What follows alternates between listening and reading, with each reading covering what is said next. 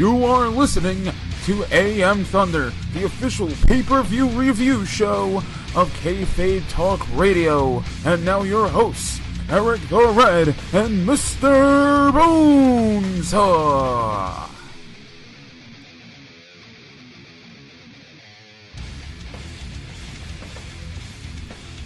And welcome everyone to this edition of AM Thunder.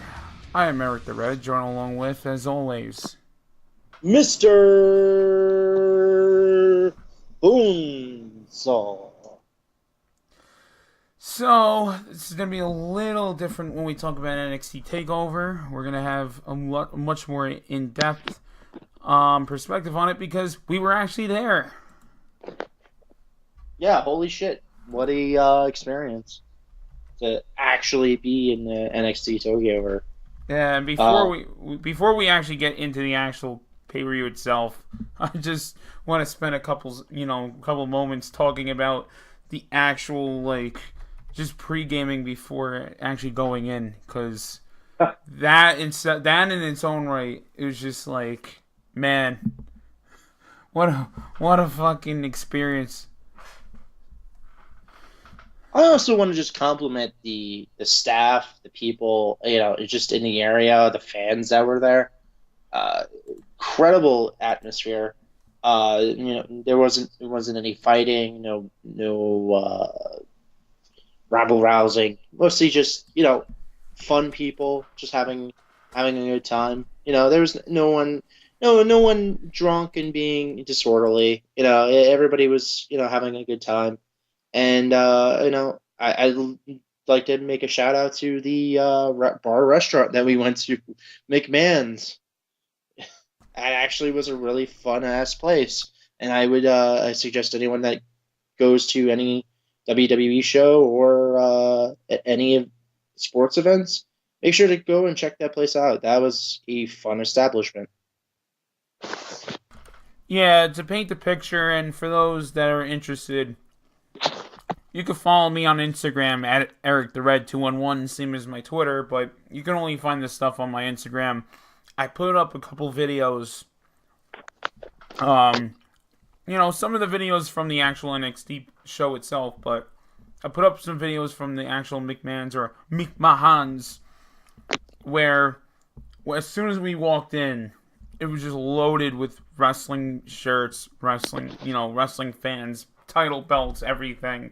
And they were just playing wrestling music the whole fucking time.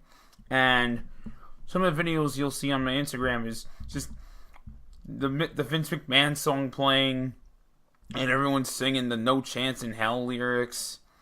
And then Cena's music plays, and they're yelling John Cena sucks. And Kurt Angle's music plays, and they chant You Suck. And then one of the things I didn't put on there, but I'll just explain, is I was wearing a Stone Cold bandana, Stone Cold vest, an Attitude Era shirt, and as soon as Austin's music hit, I just in this bar, I immediately just got up, middle fingers in the air, and then people just looked at me, yelling chug. I couldn't chug for whatever reason, poor me, and then they chanted, "You fucked up, you fucked up," to which I just went, I fucked up. And, it was just a good time overall. It was just, one of these things where I never really had too much of a personal experience in that regard of, hey, let's just kind of hang out with other wrestling fans. And, we met a lot of cool people. We met a lot of, some people that do podcasts, and some, that could probably check our show out for the first time. So for those that we met in Brooklyn, it was a pleasure talking to you, and, you listen, welcome aboard. So.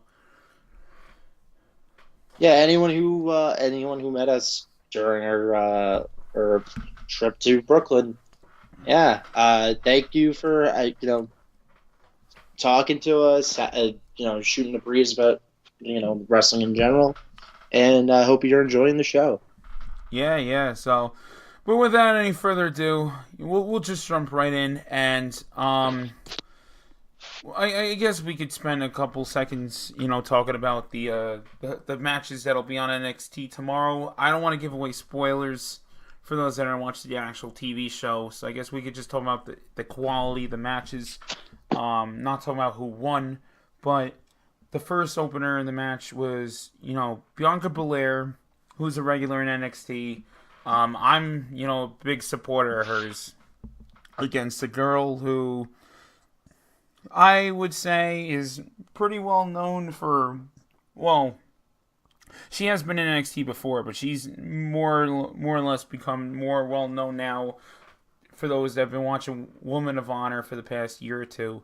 Deonna Purrazzo, who also spent a couple shows here and there for Jersey All Pro by me. So, what were your thoughts on this match? I know it was very short, but what did you think of how I they thought it was a did? good match. I was kind of laughing, and I remember saying this kind of to your annoyance because you were like, "Yeah, Pat, yeah, we know," and I was laughing because I was like, "Oh, didn't we just see her at Manhattan Mayhem not too long ago?"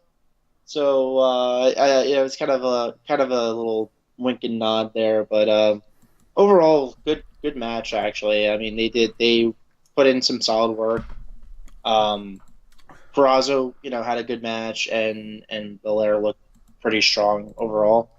I'd say, once you get to check this out on NXT proper, you'll have a fun time watching it, and then we go to the next match, and I'll let you take it from here. So the next one, like I said, we're not going to talk about who won, who lost, but a match, obviously everyone knows Pete Dunne. If you've been following the WWE now for about a year, the past almost 2 years already, um, you're familiar with the UK brand and WWE's influenced the UK, and now they're gonna have an NXT UK show. But right now, the UK champion for the past 15 months has been Pete Dunne, and he defends his title against a guy I've become a big fan of by watching What Culture and ICW, and that's Zach Gibson. Zach Gibson, for those who don't know, he's a 6'4", just giant dude, tremendous promo, fun to watch in the ring. He has an actual bruiser style, and his entire thing is he calls himself Liverpool's number one, and he's the restoring order for British strong style, or well, not British, but like the British pure wrestling style. And he talks about how the people know him through the internet, but he's not here to impress the internet. He thinks everyone's a bunch of internet dweebs. So he's just overall, he's a tremendous character, and he was a good antagonist for Pete Dunne. Pete Dunne was a very great heel. Still, in my opinion, I like it better as a heel, but Zach Gibson had enough. He had enough here to get the crowd really into Pete Dunne, which I thought was impressive. I think it was good heel work from Zach Gibson. He was intimidating because he does tower over Pete Dunne a little bit, and then at the same time, there's just like you could see that he was very you know best way I could say is he was very nonchalant, like he was going into the match and he wasn't taking Pete Dunne seriously. At the same time, when he turned it on, you know, it was a very intense, very physical match, and you could tell he was very um, well informed about Pete Dunne's style, and he was imitating and mocking him at several points in the match. I for not giving up any spoilers, but I mean, definitely check this one out. If there was any match that's going to be match of the night for the coming NXT, this might be it. Oh yeah, by all means, and like I said, Zach Gibson, he's a guy where he's very intimidating, as far as when you look at him next to Pete Dunne, like Pete Dunne's a small man next to this guy, and Zach Gibson, he's not, again, he's not like 6'7", 6'8", he's only 6'3", 6'4", which is still really tall, but it's my height, and it's, if he were to stand next to a guy like Braun Strowman, yeah, he'd look small, but again, he looked impressive in this match. He looked intimidating, and the guy can move around. So, but the more importantly, the thing that will get him on WWE TV more is his gift of gab. Yeah, he could back it up, but I see a good future for him. So, but getting into the main card, I'm going to set myself up here where a lot of people are going to probably hold this to me. And I'm okay with that. I'm gonna stand by what I say, but I'll give Pat the floor first on this match. We start with the actual opening match of NXT Takeover Brooklyn 4, and as the Undisputed Era defending the Tag Team Championships, and Kyle O'Reilly and Roderick Strong, by the way, against Mustache Mountain of Trent Seven and Tyler Bate.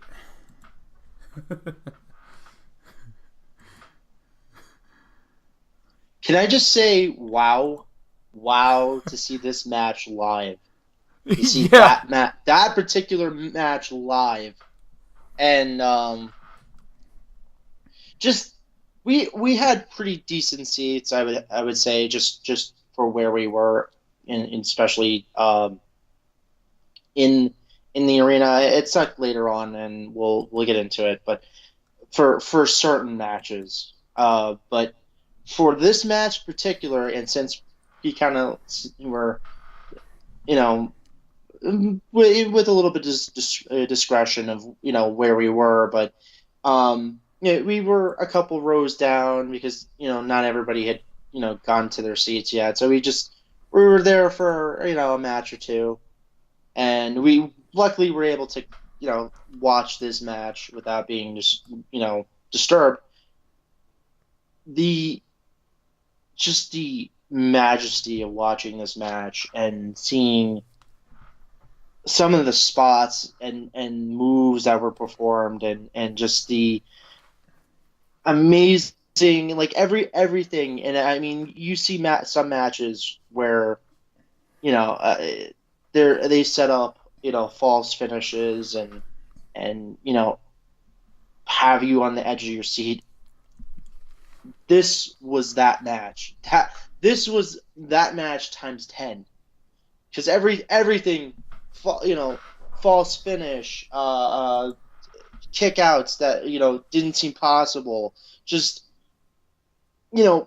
everything was on the edge of your seat, and the moves and the amount of action that was in this match. And I remember coming back and talking to your dad, and he swears up and down that the match was twice as long for the amount of content that was in this match, because of such a speeding pace, and such a deliberate pace that they were able to put in so much work in 18 minutes.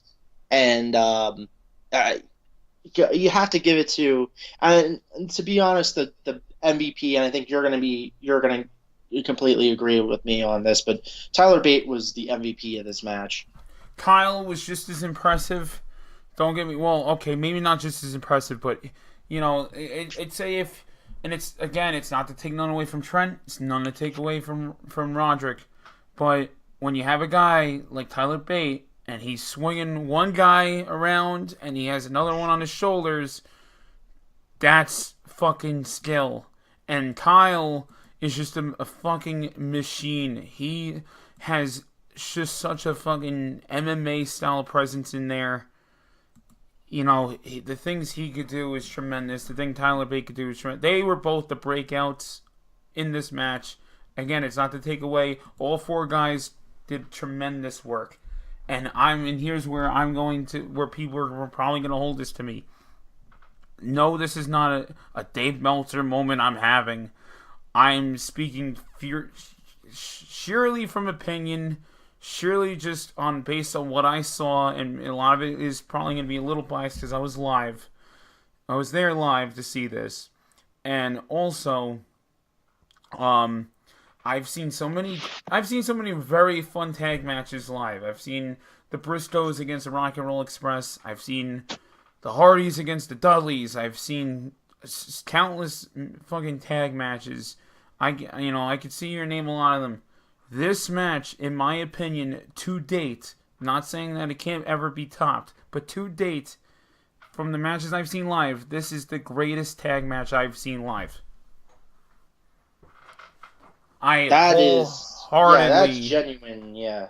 yeah, I wholeheartedly admit that, and fucking props to those guys. Seriously, like, yeah, it was great. Everything, and it's funny. Let's be honest here. It's fine to admit this because it just sells how great the match even was even more. Were you, out of everything that this card was announced on paper, were you as excited for this match as a lot of the other matches on this card? See, no, I wasn't, and it ended up being the match that I mean, like you're gonna have a good match. I mean, I was expecting a good match. It wasn't just gonna be like, oh yeah, it's the opener, or it's gonna be a piss break in between, you know, the rest of the main card and the dark matches, the pre-tape matches for NXT. I wasn't expecting much from it, but it ended up being this just fun opener that made you go, "Wow! I wonder what the rest of the card, isn't holds in store." And then you had that tremendous, tremendous false finish where it was the power bomb into what it was a power bomb into a leg drop, right? Yeah, And but the thing about that was probably one of the most, and this was live. And usually, sometimes in live events, you can see the the problems with like a move like that, where it just looks fake, or it looks fake. The combination of the leg drop, you could tell when the leg hits the mat, and the person isn't really taking the full bump, and they're taking a bump, but then at the same time the leg isn't hitting them in the right spot. So it looks better on television because they can edit it. right. It's just, and I have to agree with you, because even Ring of Honor had some, like when we went when I went for Final Battle, and when I also went for Manhattan Mayhem, and Manhattan Mayhem had a phenomenal multi man tag match. And that's still up there in my book too. That's still up there in my opinion as was one of the great tag matches I've seen live. But this one to me, it just tops it. Yeah, no, but I mean, it's weird because it was so real. Like when he hit the power bomb into and the leg drop connected, it looked so fucking brutal. Like and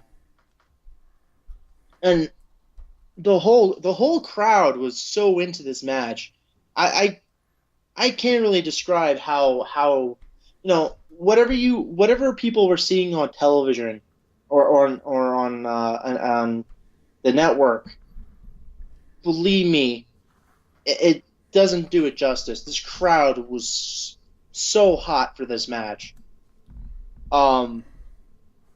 That everyone involved in that match, it just, They all should trust get a me, raise. They should all fucking get a trust, raise. yeah, trust me, they all deserve, some raise or a spot on the main roster when the time comes, and push to the fucking moon, because Jesus Christ, that was a phenomenal match. And I'd say that was up with, uh, DIY and versus the Revival in terms of Oh just yeah. match quality? Oh yeah. I don't know. If you told me which one was better, that one that's hard to say because the thing was here's the thing. You I would if you were to ask me on the spot which one I thought was better, I would say match quality wise this one, but story wise, I would go with Revival and DIY mainly because with Trent Severin, Tyler Bate, Roddy, and Kyle, you don't have, and it's not a knock on them. It's just the way the character and everything's formed. You don't have you don't have a serious heel. You don't have a serious heel antagonist here in the Undisputed Era. They're more so tweeners. People love to cheer them. Mustache Mountain were not strong enough baby faces for people to want to boo the Undisputed Era. In DIY versus Revival, it was clear cut. The Revival had tremendous heat. They wanted DIY to win. The crowd was just going nuts for these fucking guys together. So that's why I would rank that better, only on story basis, but match wise, tremendous. You know, for the match we saw on Saturday, and not to mention if the brutality wasn't enough, when Roddy and Kyle get the win, War Machine comes out to fucking beat them up. So Which we was get that match coming up next. fantastic, fan-fucking-tastic. What a cherry on top of a fucking delicious sundae that match was. Just to have the match end, and then you have War Machine come out to do cleanup. Yeah, and also I'd like to mention too, the crowd was booing War Machine or War Raiders. You had a lot of them Yeah, they were getting cheered. They were getting cheered, but they were getting booed. So honestly, if I were WWE, I would just do a double turn. Turn the entire Undisputed Era and make War Machine heels. Why not? yeah, definitely. So that's that. Next up, we had Velveteen Dream against EC3. What did you think of this match? Well, first off, I had no idea until we got home that Velveteen's tights said "Call me up, Vince." I had Yeah. no idea. I I was. I mean, well, we were pretty far up, and We were far up, uh, and I'd also like to, I'd like to say, and this was where some technical shit was happening that I jokingly would like to take credit for. But so while they were coming out, I'd like to mention for some reason anymore they don't like when I was used to go to shows for WWF, WWE, whatever you want to call them. We'll just go with WWE, obviously. When I go to WWE shows, at the Titantrons, a lot of times when the guys were walking to the ring, you would see video montages of them wrestle. Now it's just a giant graphic the whole time with their name on it, whatever. And a lot of times when they get in the ring, you would see the live shot of them in the ring. They would pan away from the video montage and show them in the ring. Now it was just they showed the video montage. Oh, not the video montage. They just showed the graphic with his name, Velveteen Dream, and then they would fade the black to show EC3's fucking graphic. But during the match, though, there were a lot of spots they were doing outside. We couldn't really see the greatest. So, where we were sitting, we were practically looking at Gorilla. So I yelled very loud, "Hey, Gorilla, can you please turn the screen on? We can't see over here." To then it turned into, in our section, chance of turn the screen on. And they eventually did, and the whole place fucking popped. Well, the place popped. But I just thought it was hilarious that, and coincidentally, that I yell it out, they chant, turn the screen on, and then, boom, there you go. And this wasn't the which first only match either. This happens throughout the card. which there was a lot of technical issues, and I will say that was part of the problem that I had with a lot of the show. But I mean, if you're watching at home, it was less so. Um, it was just issues in situations where they were closer to, because we had decent enough seats that we were able to see, like we could see the match. We had the Titantron to look at certain situations or spots when, when they were on the hard cam side, or when they were over by the either the announce table, or over on the side. So there's times when we weren't able to see stuff, but when they were in the ring, it wasn't much of an issue. Like they were pretty good seats. It was just it becomes an issue for especially people in the nosebleeds, and then anybody who just doesn't have the proper view. So it WWE needs to really work on that, and I don't like the way that they have the stage set up, where the LEDs are so obstructive, especially when you have people on the sides, Like, which okay, were where we were. there's two suggestions I want to make to WWE. If you know for sure we want to pack this place, like they did when with WrestleMania 32 in Dallas, where they were like, we gotta get close as many as 100,000 people as possible.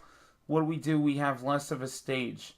We have sections where we allow people around the stage, which they did. You don't need an elaborate stage all the time. It doesn't have to look so fucking grand. It looks better on television to have the more people, the better. So, if it was a thing where, hey, we want to pack these people in the 104, 103 section, why not just take the walls out? It's fine of having just a simple Titantron screen with lights up above, and then the little, mini-trons that they have with the lights attached to it.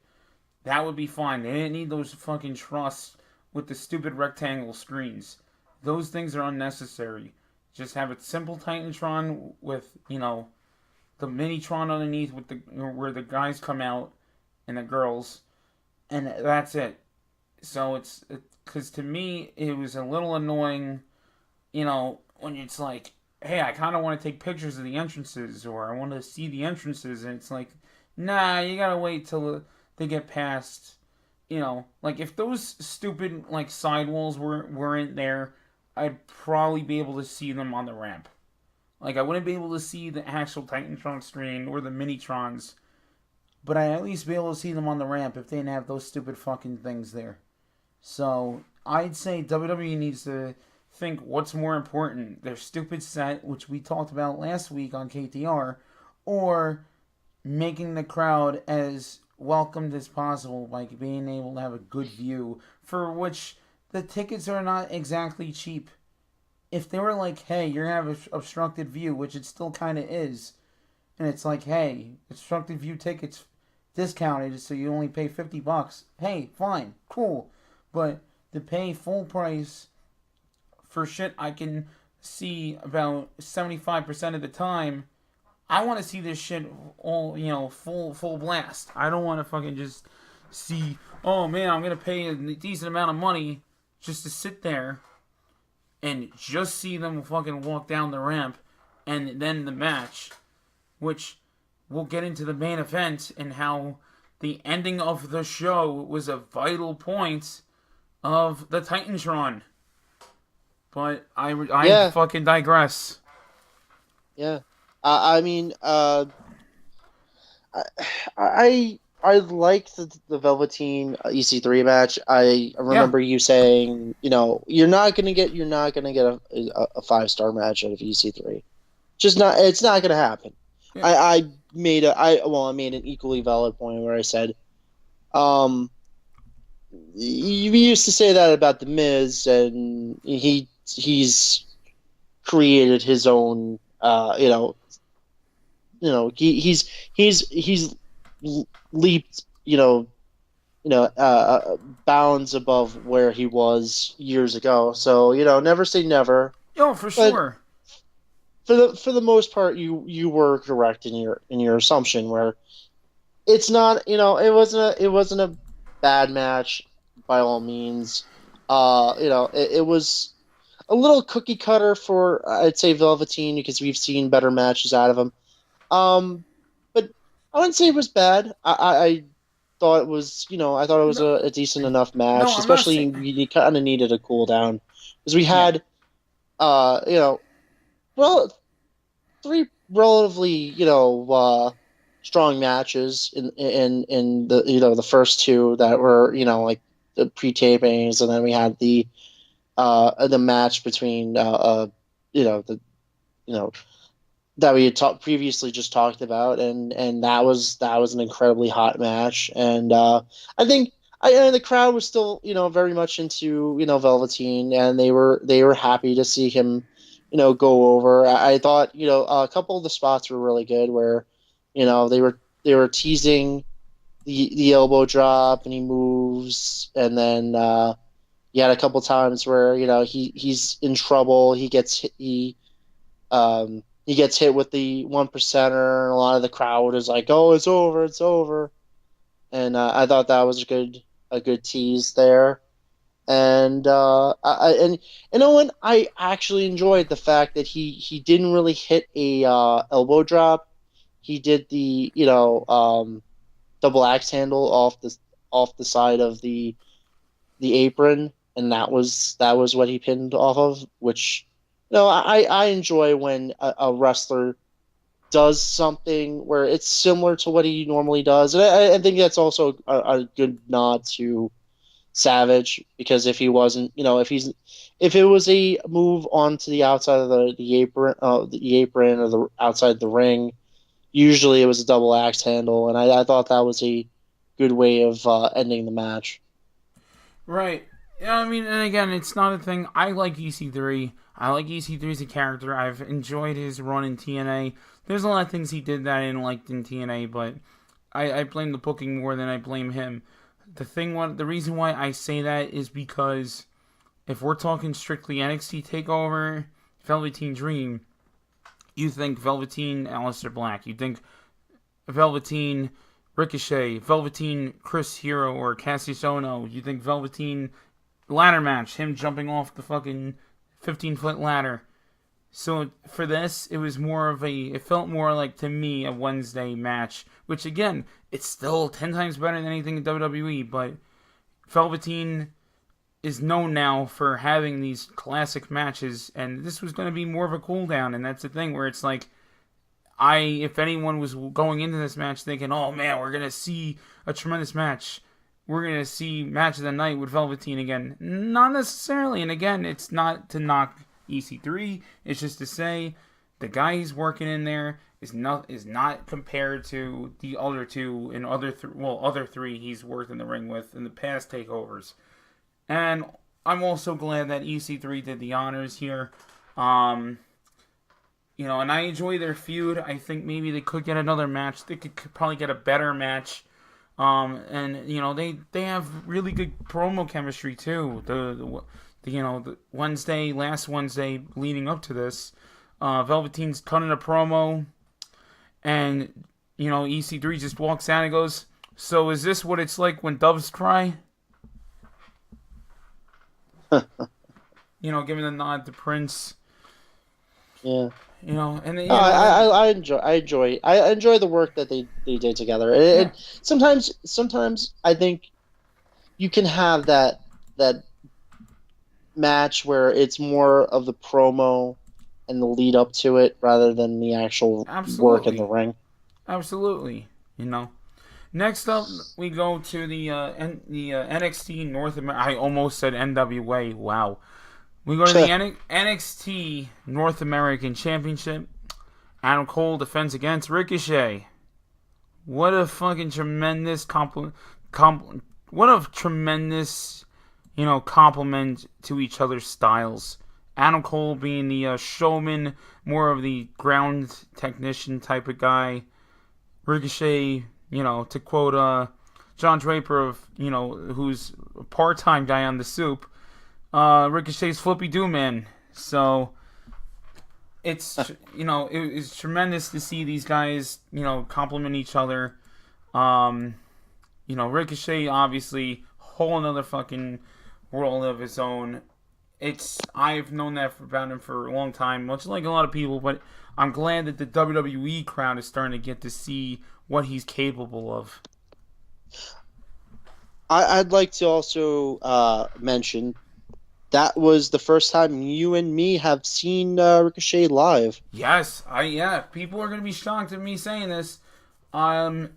He's done some Jersey All Pro shows, not a lot. Any show he was at, I was never there. I never saw Ricochet live ever in my life, and to see him live, my gosh, it's the same thing even with the Young Bucks. Like earlier this year when we saw Manhattan Mayhem, never saw them live, and never saw Ricochet live. And the Young Bucks, Ricochet, 3 of the best fucking high flying type of guys in the world still right now. So, but man, like I said, the shit that they did. Obviously, the spot everyone's gonna talk about. And some people I've talked to that weren't even there said that this should have been the finish, which was Adam Cole hitting the super kick to Ricochet when Ricochet was doing a moonsault. Yeah, maybe, but I don't know. I thought that was a fantastic spot. I thought that it was a good hope spot in my opinion. Yeah, I mean it was one of the best spots of the night. I'd say you could say that was probably the spot of the night. But you know what spot I'm gonna say because you saw my face when it happened. You know what spot I'm gonna say, which I thought was match of the night. Well, was spot of the night. Yes, okay. So yeah, no, I thought it was a really good spot.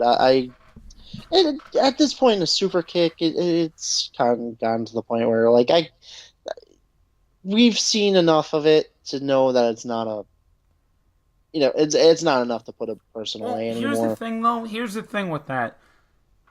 That the way he hit him though, it looked more like it didn't have the velocity of like a Shawn Michaels type of super kick or even a Young Bucks super kick. It was he picked his leg up halfway and it looked very light compared to a normal super kick. So you could say, that's where the announcer like Mauro Ranallo comes in and goes, "Oh, Adam Cole didn't get all that kicking on Ricochet." So you could cover that up easily. That's not that big a deal. Exactly. Yeah. But my spot, I just was you can ask Pat. He saw my face. Was when Ricochet was going for the 630. Adam Cole rolls out to the floor. Adam Cole's just laying on the floor. Adam Cole's standing on the ring apron, just smiling. Ricochet leaps over the fucking ropes and just out of nowhere hits him to a Hurricanrana on the floor. Yeah, Eric looked like he saw Jesus for the first time. Yeah. He looked like if Eric looked like if he was dying, he saw Jesus. That was his exact look, like just bewilderment and like, okay, dude, that happened. That fucking happened. That shit was so dope. I don't know why. Because like I guess I had a feeling they were gonna do like a super kick. I hate to be one of those people, but again, I did have a feeling they were gonna coordinate a spot like that. But that move he did was so out of nowhere, sporadic, and it was just like, holy shit! Like to jump over a fucking rope like that with ease and get that spot in as quick as he did, and then this entire sequence from him doing that spot into the 630 was an entire like 30 fucking, like 25, 30 seconds. It was like blink of an eye and the match is over. Yeah, that was really like, and that's the one thing I noticed with this entire card. The matches weren't particularly long. Like, but No, they the amount were. I of mean, time it wise, they wasn't like were. it wasn't like I would say like the matches were like maybe like anywhere from like 15 minutes to 18 minutes. Like the rest of the card other than the main event weren't very long, I don't but the know. amount of work that they were I put think into the matches were top notch. I think 15 minutes nowadays, because we're gonna talk about SummerSlam. Comparing it to SummerSlam, 15 minutes is pretty fucking long. Yeah. No, I'm again. No, I'm not knocking it. No, but I mean, we've seen outside of when we go into Japan, we Yeah, watch you're Ring of right. Honor. The Yeah, you're matches are right. like anywhere from 15 to 20 minutes, sometimes 25 minutes, Yeah, you're and right. You're we're right. used to seeing longer matches in outside the company, but for the most part, like the breakneck pace of all these matches, you know, you didn't like it felt refreshing. Like you were going in, especially sitting, and I mean it's a little bit like I was kind of a I will say I wish there was a match or two more. I think they could have fitted in. Um, but Yeah. for the most part, I enjoyed it. I thought I wasn't bored. I wasn't restless. I wasn't irritated that I'm having a situation where I'm just like sitting watching this garbage match where to the point where I want to just get a beer to forget. So I enjoyed it. I thought this was it's weird. And I think Eric's gonna agree with me. It's in between. This match is either on top of the Pete Dunne versus Zach Gibson match and the tag team match. It's somewhere in. I don't know which match is better in terms of just overall work. It's definitely the tag match is the best of the night, but that match is. I don't know if it's better or on the same wavelength. I don't know.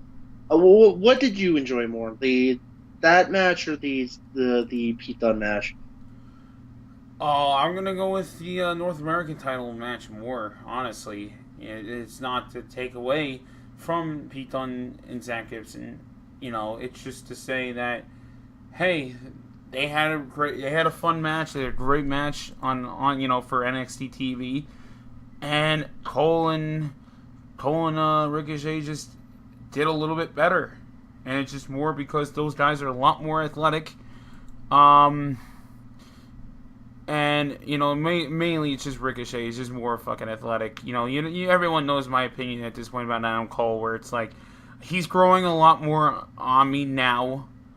On in terms of because he has the character. I love Adam Cole the character, His but physique is a little bit better too. I've been noticing he's yeah, been getting a little it bit bigger to because him he was on par with Ricochet in terms of musculature and his physique.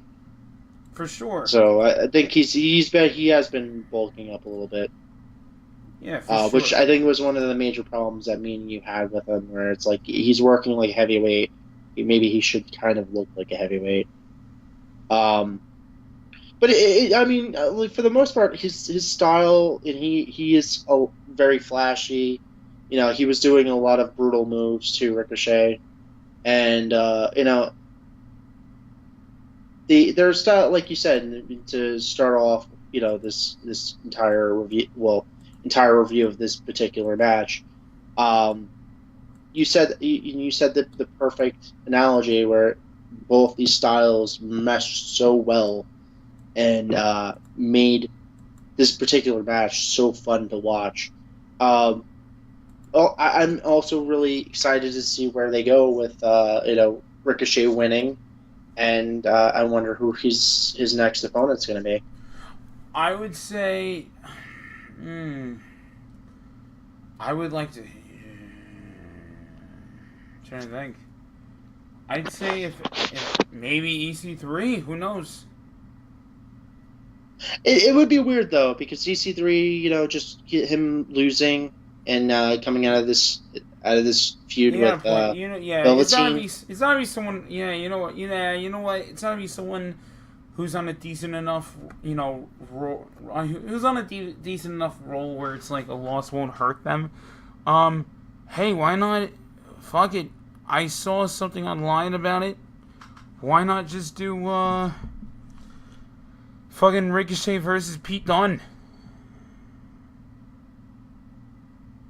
Yeah, I wouldn't mind a too much champion of versus that. champion They have match. like a champion versus champion match. Yeah, That would be definitely fun to watch. Yep. But moving on though, and very interested what your overall thoughts are going to be on this. Kairi Sane defeating Shayna Baszler for the NXT Women's Championship. First off, you mentioned before when I saw your face during the during that Ricochet spot, what your face looked like. I would like you to describe my face when the pin happened. Pat just immediately looked like he was just ready to fucking just go insane. He was completely shocked, offended. He just was just so fucking heartbroken because this guy loves Shayna Baszler. He was just so fucking upset that this little Asian girl beat Shayna Baszler. She didn't beat her in like a, she beat her in a little bit of like a, hey, she was able to pull it out. It wasn't like Baszler did the fucking, a clean job to her. No, it was just so like I wasn't real like I can't say I was incredibly offended. I just don't see the booking there. It's just, and again, I think you'd agree with me. Like Kairi Sane is like on the same level as somebody like not work wise, but like the same size as people like Alexa Bliss. And Sasha Banks and it's very hard for me to see somebody who's on the same level as Ronda Rousey, a former MMA star, somebody who could legit just go and not only fuck me up, probably any man who's not formally trained in any sort of martial art or MMA style I got a would tremendous. probably kill me. Kill me, you, and a lot of other people that probably listen to the podcast. And in terms of shoot wrestling, she's fucking phenomenal. And we've joked many a time on the podcast. And we've, called her Shizuki because of how much she fucking reminds me of Minoru Suzuki. Just in posture, her fucking finish, her same strides and walking, and just overall her fucking like demeanor.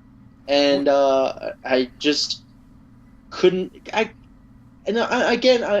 look at it and I go, really, you didn't let Nikki Cross beat her, and I would kind of see Nikki Cross beating her more because Nikki Cross is a fucking psycho, and she looks kind of in her own right kind of intimidating for a woman, so it would make more sense for her to beat her than this tiny Asian girl that's doing like a pirate cosplay. And I have nothing. Again, I got nothing against Kairi Sane, I love her work. It's just I, It's I don't not see the point of believable. putting the belt on her right now. I got a solution to all these girls like Sasha and Kyrie and Alexa Bliss. If you ever had a women's title opposite of what they have now, if you ever want to do a women's cruiserweight title, just make a belt, call it the WWE 95 Live belt. Yeah, Everyone, everyone 95 pounds and under. Sasha Banks, Alexa Bliss, Kyrie saying all those girls. There you go. There's your belt. 95 or 105. We'll be generous. 105 live. We gotta be generous because Alexa Bliss's ass at least weighs 10 pounds. Uh, oh God. yeah, but Um, no, no, but but yeah, you know what the problem I have with that is like with I got a lot of those problems with like this match, smaller by the way. girls. They're not most of them, other than maybe like Sasha. I'd say maybe Kyrie. They're not particularly great in the ring. I disagree. I think they're great. It's just they're not. Okay, for instance, for instance, can you honestly say in your mind? Let's just think of this here. Who would you say is a better worker? Just hear me out with my example here. Brock Lesnar or Dean Malenko? Oh, without a question, Dean Malenko. Okay, now, if you were in a bar, who looks like they would beat the shit out of you harder? Brock Lesnar or Dean Malenko? Oh, Brock. Okay, so here's the thing. Kyrie Sane, Sasha Banks, both of those girls, two examples right there. Awesome workers, in my opinion. Great workers. Sasha Banks, yeah, she's notorious for doing some sloppy spots here and there, but whatever. For the most part, I think she's one of the best they have. Honestly. However, with this match with Kyrie Sane and Shayna, I am very upset that Shayna lost. And I'm not even that big of a fan of Shayna as you are. I'm all for Shayna again losing the belt, doing a program with maybe Ronda on the main roster. But I think why lose to Kyrie? Because here's one of the main problem is Shayna Baszler already lost to her last year in the Mae Young Classic, so that means that Shayna Baszler is 0-2 against Kyrie Sane. Shayna Baszler she could beat Nikki Cross, who's a lunatic. She could beat Ember Moon. She could fucking destroy anything and everyone. She could beat up men, but she can't lose to a 85 pound soaking wet little Japanese girl doing a pirate cosplay. Come on now. It doesn't matter. In my opinion, it doesn't fucking matter how Kyrie won. Shayna should have fucking. There's no reason why Kyrie should have won now. I don't know. She should have lost. They could have done a rematch at some point, and Kyrie could have won then. But to have her be 0-2, have Shayna be 0-2 to this little girl. What is that to say about this badass MMA chick? I'm sorry. True, but I think it's always a smart idea if you have a big fucking lumbering person. Like, I don't know, it's the same issue with Brock. Can you really see somebody like a Finn Balor or a a Rey Mysterio beating him? No, but you could have a transitional guy who's in between the smaller guy and the bigger guy, and then you have the smaller guy beat the transitional guy. Like, that's why you have a guy like Roman Reigns, where he looks like he could lose to Finn Balor. Or you have a guy like or Dean Ambrose, or you have a guy like Seth Rollins. Yeah. You have that guy to transition the belt, so you don't have this weird weight mismatch where a guy that's a fucking munchkin is getting fucking beaten the shit out of a guy that by all means and by all logic should not lose to that guy.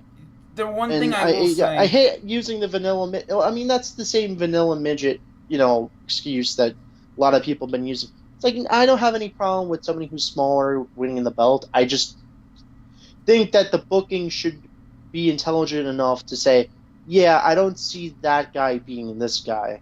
If I would, I could not, I could never, and in his prime, I could definitely tell you, I would never in a million years, and this is the case, if you had Andre in his fucking prime, and I know we all love Daniel Bryan, but yeah, if you ever had a fucking title match between, I don't know, Daniel Bryan and Andre in his fucking prime, I'd probably slap the booker and say, what the fuck are you thinking?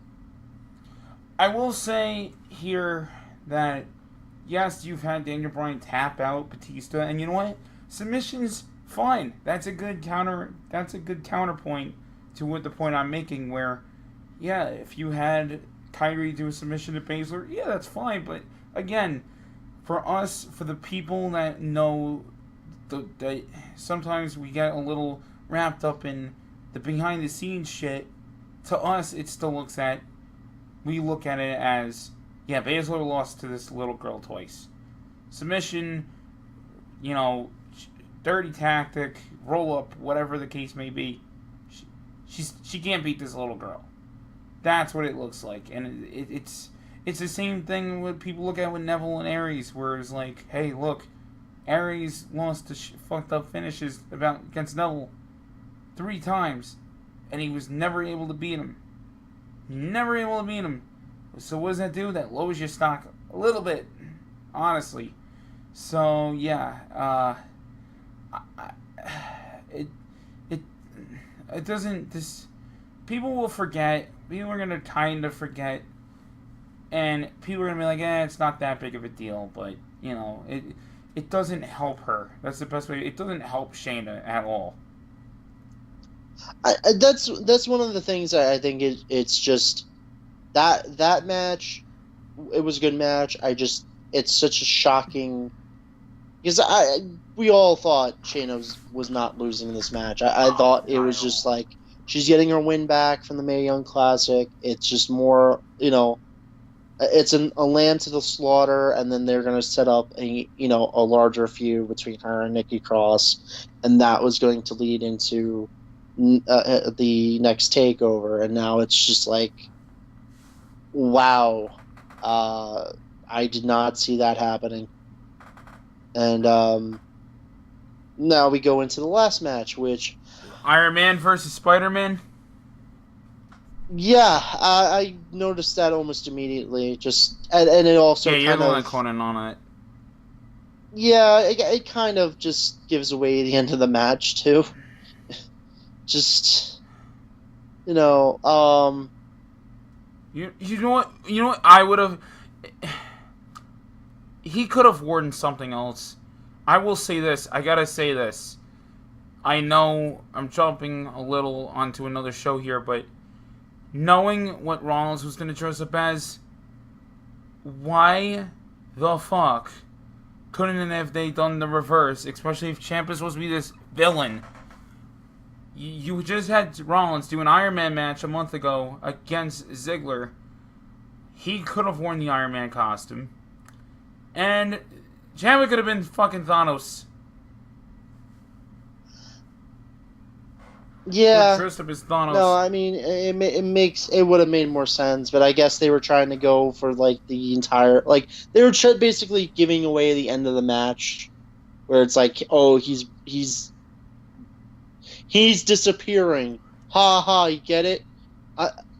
He's disappearing right before me, and we were close, like brothers, like how Iron Man and Spider-Man are in Infinity War. So it's like it was just a kind of a nod, but again, it's a nitpick. It's the clothing choice is meaningless. Yeah, but I would like to say the match itself, the entire match itself, I had fun watching it. Fucking fun being there. Knowing what this finish was going to be, I would have done a reverse roll where you could have done that spot. Guys get up. I would have ended the show, honestly, with Ciampa throwing 3 guys on top of Gargano, as well as barricades, as well as steel chairs, as well as fucking the kitchen sink, as well as a fucking old lady, as well as a fucking... You know what I mean? It's like, he threw everything on top of Gargano, and Gargano got right up, and Gargano loses by going to hit... Being a going to fucking hit moron, going yeah. to hit Ciampa, and I flew and fell too hard, and now I can't get up because of my knee.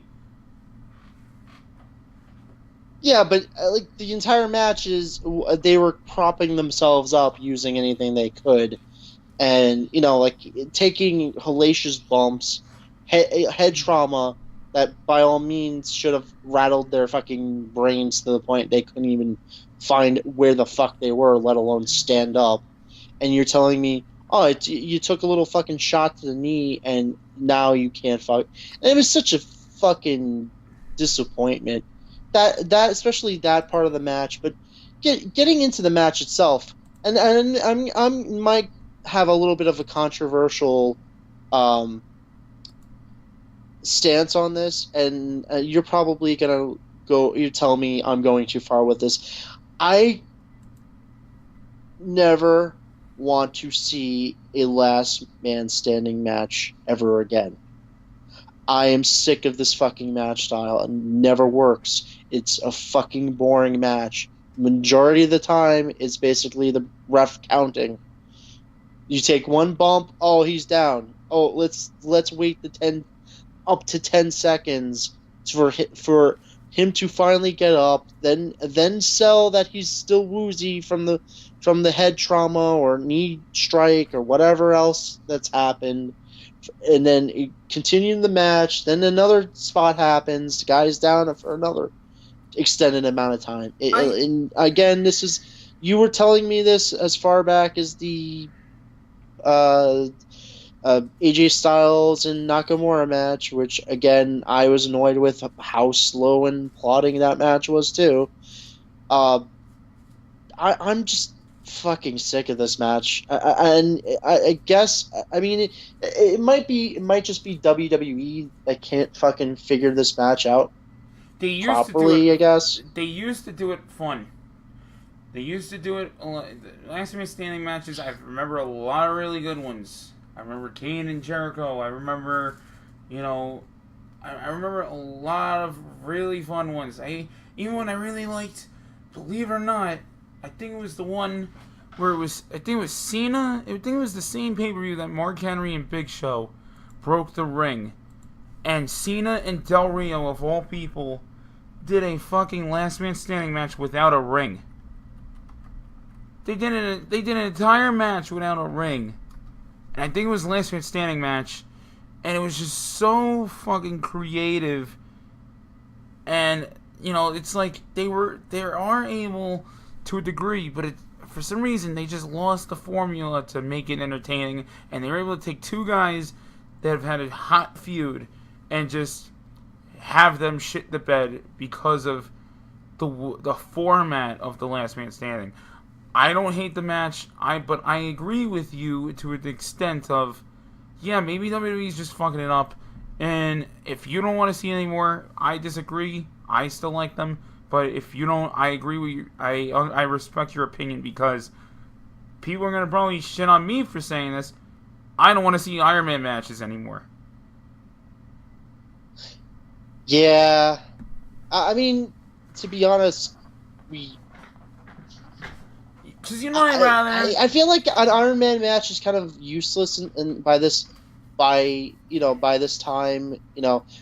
we've seen, like you're getting the same amount of drama and emotion from a best 2 out of 3 match, because we saw probably one of the best matches that we're ever going to see this year with Okada and Omega in that type of match. Why not? Yeah, why not just do like a last man? Instead of a last man standing, instead of an Iron Man, why not do a no DQ? Fuck. Why didn't I think of this? Do you remember Triple H and Stone Cold 3 Stages of Hell? Uh, how was that match type again? All right. A three stages of hell match is a more gimmicked version of a 2 out of 3 falls. It's a 2 out of 3 falls match, but three stages of hell. They've done it. Michaels and Triple H have done one too. You start off in a traditional match. Fall ends. The second fall is like a street fight or whatever the case may be, and the third match is a cage match, or it could even be a Hell in a Cell in some cases too.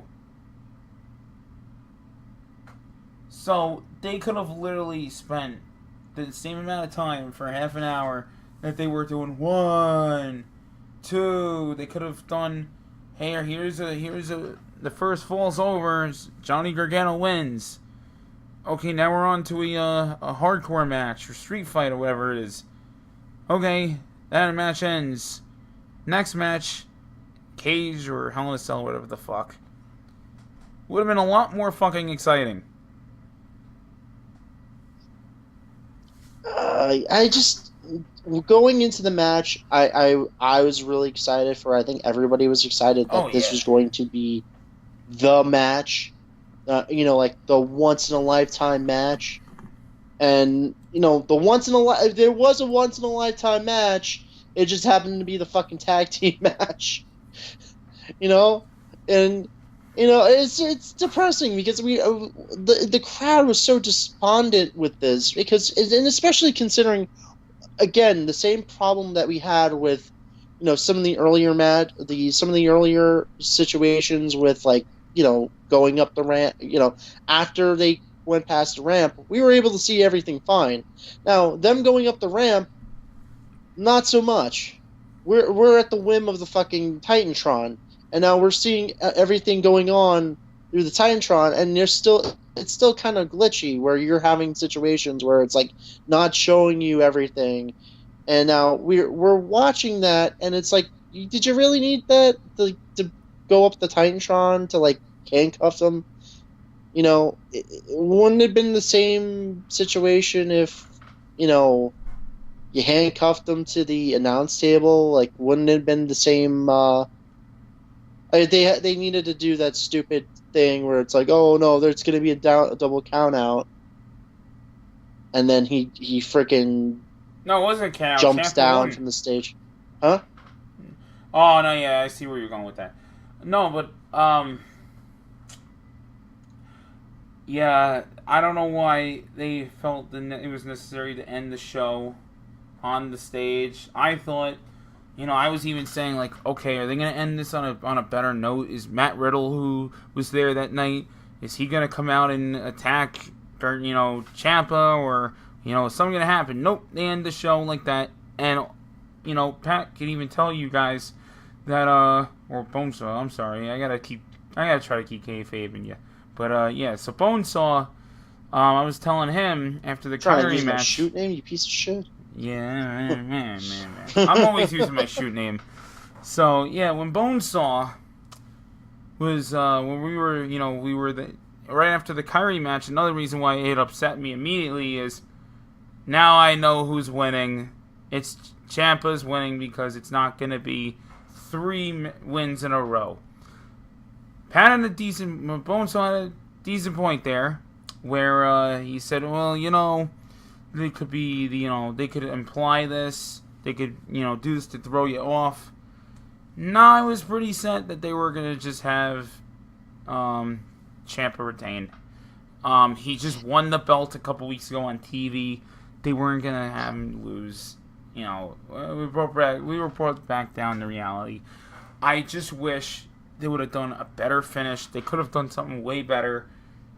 I have no problem with Gargano losing. It was just like, it was such a downer for no reason. It looks so.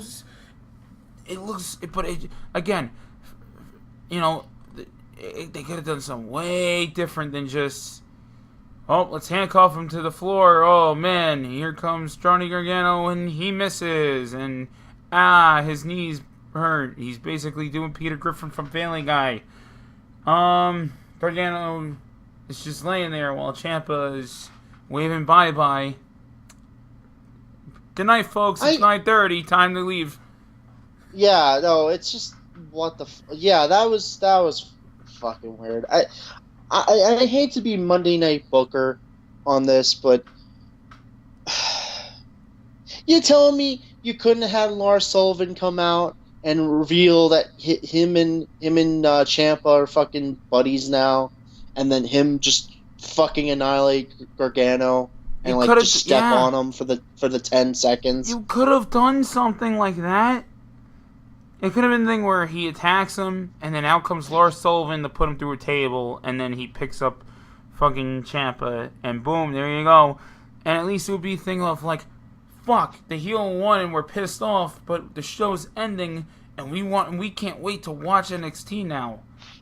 Now it's, oh, yeah, Johnny fucked up, and the crowd wasn't too happy about it, and, it's like, now it's like, dude, it's done. Like, now, like, there were people in the arena that were already clocked out of the feud. Like, now, you had people chanting, Johnny dumbass. People calling Johnny the fucking J.R. Smith of wrestling. Yeah, it's just so stupid. It's like you turn, and I made this point where I said, you had this guy who's such a hot baby face, and they didn't need to do anything else with him. He was as hot as you could get. He was red fucking hot. As big a heel as Ciampa is, Gargano was just as big a baby face. Just for his attitude, where he's like, I'm gonna just beat the shit out of him. Yeah. I'm gonna be merciless, and the fucking crowd was eating it up. They're like, yeah, he's fucking awesome, and he's coming out there, he's gonna beat his ass, and he's dark, but he has he's still the good guy in a way, and it's just like, oh no, he's just a dumbass. Like he tried to be more brutal, and he ended up doing something stupid that got him. Like, all he really needed to do was like just. Okay, what the fuck happened? Like, and this is one thing that I'll bring up. What the fuck happened with that? Remember that part where he's like propping up himself with the crutch. Yeah. Did that hit somebody in the face or something? So I remember the crowd going like ape shit because he kicked the crutch and it went flying. Yeah, I think it almost hit someone in the head. Oh shit! Or a piece of it did. Fuck. Yeah, because I saw the crowd react really, like we couldn't really see it all that well. Like, we saw it on the Titantron, and then you saw him kick it to the side, and I was like, oh shit, that's not good. That's like a fucking suspension right there, like a real suspension. Fuck that. That's a lawsuit. But I mean, getting back to the subject, I just couldn't they have just had somebody come out and attack it? Like, okay, what would have been another situation which would have been great. You turned the War Machine or the War Raiders, whatever the fuck they want to call them. Couldn't you have the War Raiders come out and say, oh, Ciampa's our guy, we're under his leadership. You could have had numerous guys come out and swear allegiance to Ciampa and just fucking annihilate Gargano, and they chose to like the stupidest cookie cutter ending. I think Lars would have been better because he's a big enough guy. Johnny's a small guy. It would have been fine. And then you would have done a David versus Goliath story like you had mentioned, but it wouldn't be for the belt. It would just be, I gotta find a way to get rid of this fucking guy in order to get through Ciampa now. And then he could have a story where he could add somebody. See, the thing that to me sells storylines too is the inclusion of other characters. Like, storyline, like Steve Austin and McMahon was a hot feud. A lot of it was because they added characters to it. Raven, Tommy Dreamer, great feud. A lot of it, they added characters, and I've made this example plenty of times. And this could have used it They could have had Lars with Ciampa. They could have brought someone in, anyone who didn't have to be as big as Lars, but big enough to where you But they look could at it have and also go, made the reveal that he was the one that attacked Alistair. That yeah, there he's you go, basically the there you lackey. go, No, because they could have tied that in. They could have said, I attacked Alistair there you go. because it's one less person, and then you had this whole thing where, And then um, you have Alistair and Gargano against Lars and Ciampa. yeah, that would have been perfect. Where you have Lars go and say, "Look, I don't give a shit about the belt. I just want to, like you could have a whole thing where it's just like, okay, Gargano needs to take out Lars to get to Ciampa, and Ciampa is kind of making it a situation where he's indoctrinated Lars into saying, yeah, no, you shouldn't care about the belt. The belt is meaningless. The belt is for the fan enjoyment. It's something that they want, and Johnny wants, and Aleister want. All the goody goodies want it. But with me, I can torture them all, and you want to torture them just as bad as me. You're just as bad as me. And then in reality, Lars wants the belt, but he wants to get on the good graces of Ciampa and then attack him when his guard is down, so he can win the belt himself. So it's frayed loyalties, and then at the same time you have the potential to set up feuds between Gargano and Lars, Ciampa and Alistair and Lars. You have multiple different matches in that amount of time, and Alistair. How long is Alistair going to be out? No one really knows yet. He has the torn groin. Yeah.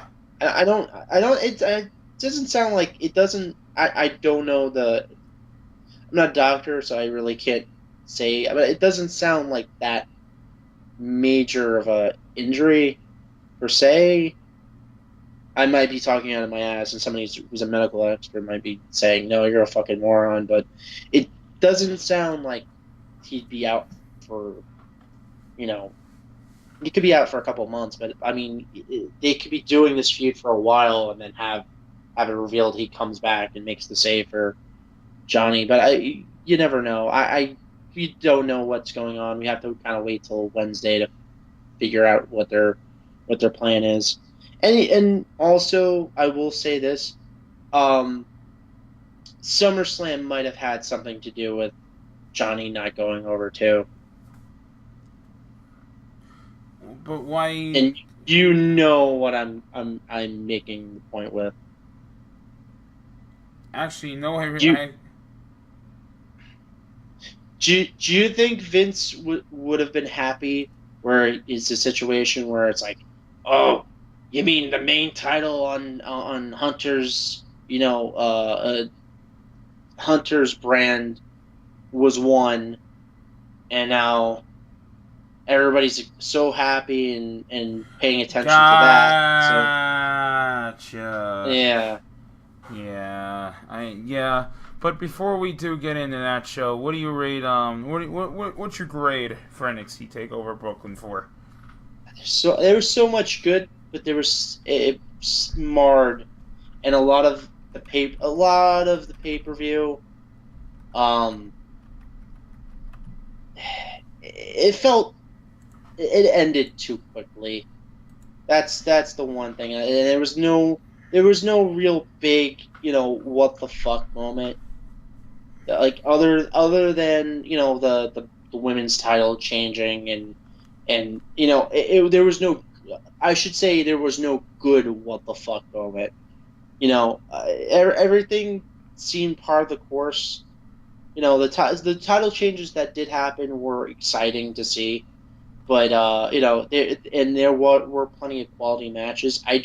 It was an above average NXT Takeover. It just wasn't something I would say is an all time classic. where every single match was incredible. Where like that wasn't the case. So you had some passable matches. The Velveteen, I wouldn't say, like the Velveteen and EC3 match again, like we said, was very yeah, it was a good match. It wasn't something that should have been on a takeover Right. because it just seemed like something that was more like a regular Wednesday taping, and and I felt like they could have had maybe one more match, and then also the ending for the main event was lackluster. If I was going to give it a letter grade, I'd say possibly a B. I'm gonna go with a B plus. It's not. It wasn't enough to me. The ending and the women's win. It it wasn't what I would have preferred. But again, it's a thing where I still had a fun time. I still had a lot more fun than I did at fucking. I had like 10 million fucking times more fun overall than I did at Backlash. Backlash was more of like, oh, do I have to be here? Whereas like this place, like this place, it was just like like, oh man, like I'm having fun and but if it did end it too fucking early, that if it's a thing where it's like, yeah, the finish was stupid, but it wasn't enough to be like, oh fuck this show, sucks. It was a bad finish on a show that overall was still fun to be at. I still had a great time. It just, if I had any major concern or complaint, not really a complaint, but just kind of like a huh moment, was showing it at 9:30, and it's like, fuck, we still have the rest of the night. What the fuck do we do now? I'll give the hint. I'll give people the true answer and a hint.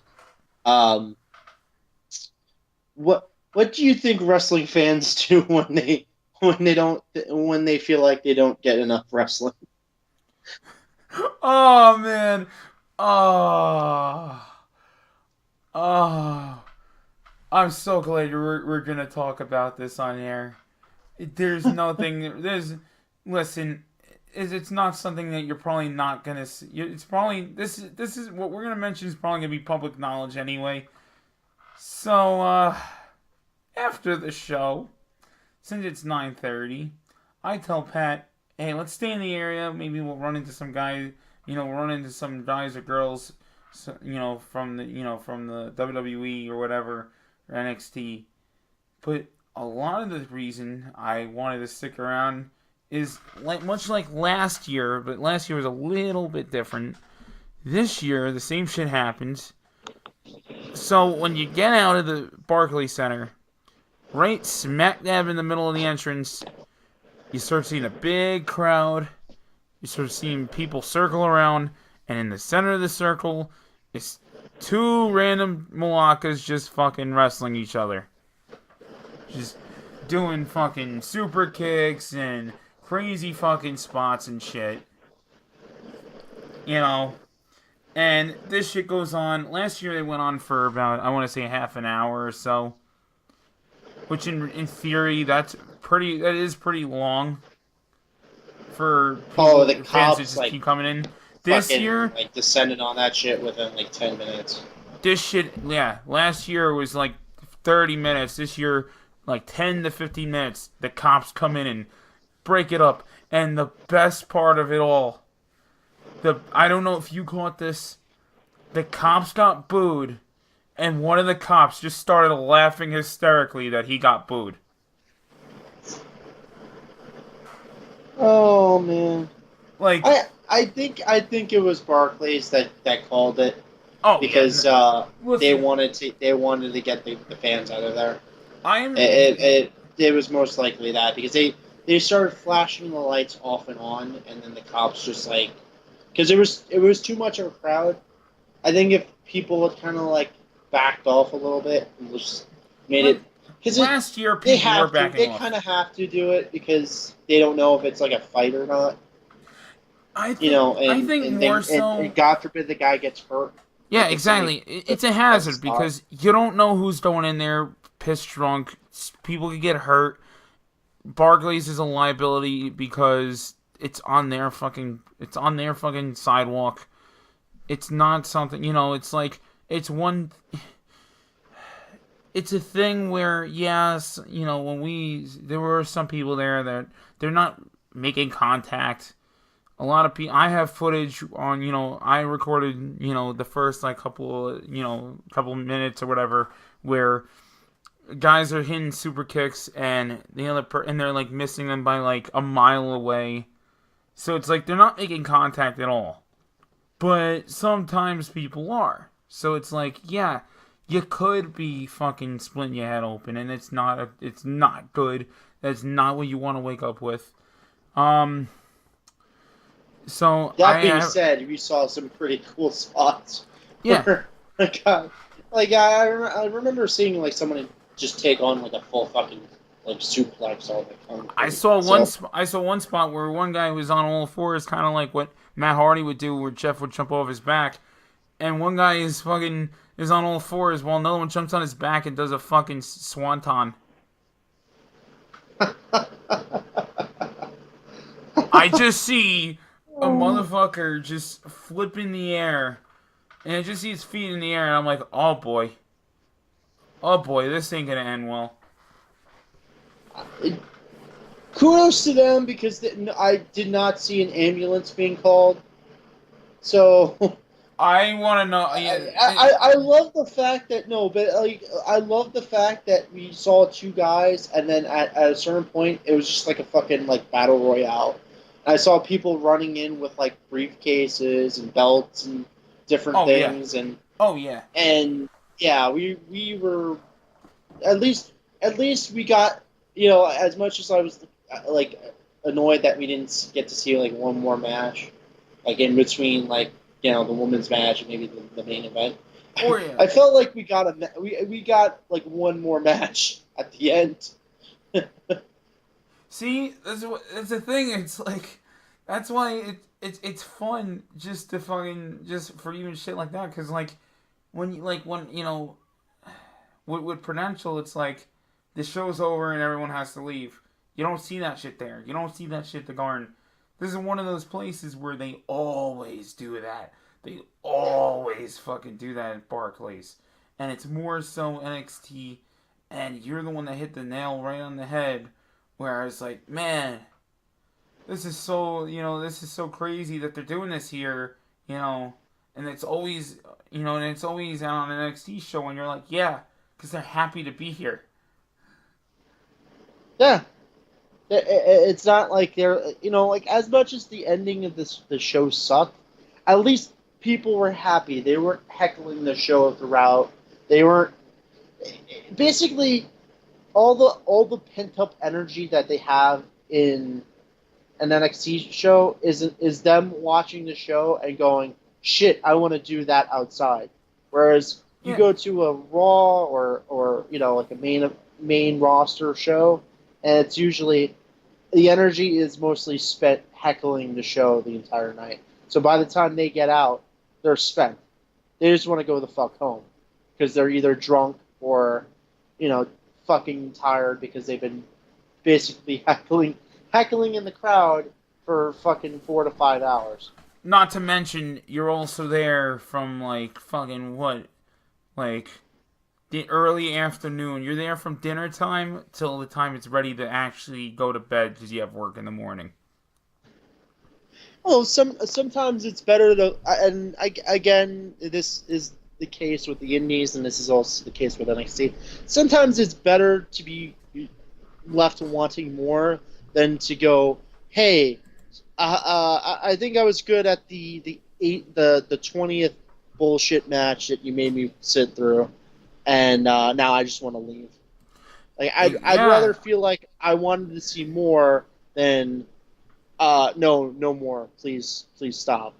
Yeah, exactly. It's like, I'd rather be, yeah, like you said, I'd rather be wanting more, and I'd rather be sitting there and going, man, it's, what do we do now? It's like, hey, let's go fucking outside and let's go fucking suplex each other or whatever the fuck. I mean, you and I didn't fucking partake. I mean, the most I did was, one of my friends that I know from, that I hang out with in Jersey. Kayfabe hit me with an umbrella because he was dressed as Marty Skrull, and fucking I hit him with a stunner on the ground, and pinned him, and that was really it. And then took some other bump, but it wasn't like to a degree. It was like, hey, let's create like a 5 minute fucking match on concrete. Oh man, that to be honest, that's probably one of my favorite, like, just overall, events or like wrestling shows I've been to. Um, Definitely better than any of the other WWE shows I've been to. The only thing that I would say comes close is the live event that I went to a couple of years back at Madison Square Garden.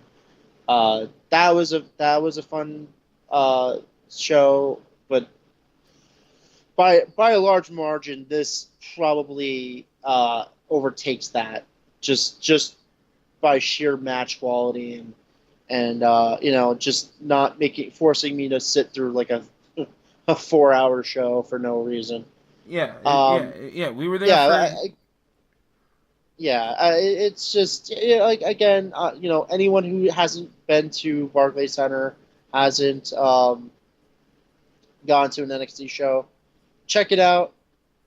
Definitely check out McMahon's or Meek Mahan's on, and then check out the show, and then maybe you'll be treated to some Mark wrestling after the show.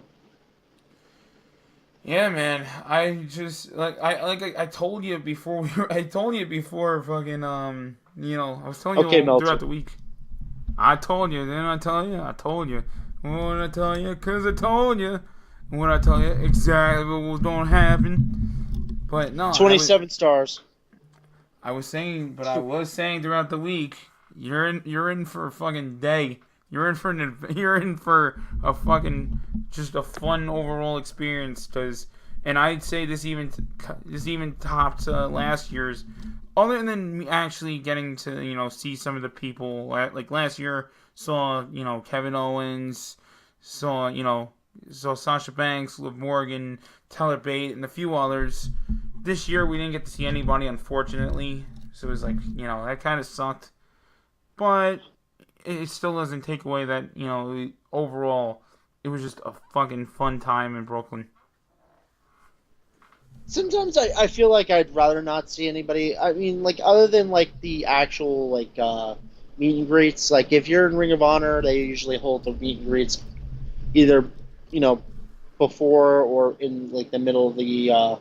That's the one thing I wish WWE would do is they hold intermissions, because sometimes you just want to get up, not miss a match. Oh, And absolutely. they only really do intermissions during like their live shows. They don't really do any. They don't usually do that any other time. Well, why do you think they? Why do you think for about decades on end, people named certain matches the bathroom break matches because they don't have intermissions, and that's what hurts their product a lot of times. Because the crowd goes, oh, this is the time to go get up and get a beer, or this is the time to go, get food. This is the time to go take a fucking leak, because they'll look at the most boring match and go, okay, let's go. WWE is guilty for that. They don't have something. They don't have an overall product like in NXT where you're going to see a lot of fun matches. You know, So, so well, to be honest, going into SummerSlam, too bad. I actually didn't hate the majority of the matches on this particular show. I don't know what your particular thoughts were, but overall, this was a good. pretty good follow up to Takeover. I like you know. Okay, so with all things considering, yeah, I really thoroughly did enjoy SummerSlam overall. Really, I was really taken back and impressed with a lot of what they did. I feel like that they looked at Takeover and went, okay, we gotta really think here. But I will say, and I say this in a very comical way, but it's still very fucking true to how ridiculously long the shows are. So I would like to mention I didn't watch this show live. I had to watch it. I had to watch it back on the network, which was, and I wasn't spoiled to anything. Social media was good to me. People were good to me. They didn't, I wasn't spoiled like I would have been in the past. So, I didn't have any spoilers. I stayed off of social media until I got home. It was great. So, I would like to mention I punched into my job at 5 o'clock right when the pre-show started, clocked out as soon as the pay-per-view ended. So in a matter of 6 hours of me working, that's how long SummerSlam was, which is a shift at work. They are officially making pay-per-views as long as work shifts.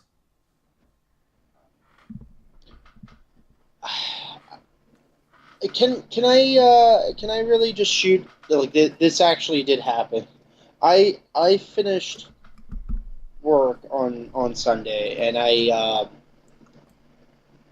was coming home and I saw two people, well three people actually, with the SummerSlam chairs because they had gotten the chairs because they had the tickets from they were sitting in the they were sitting in the front row.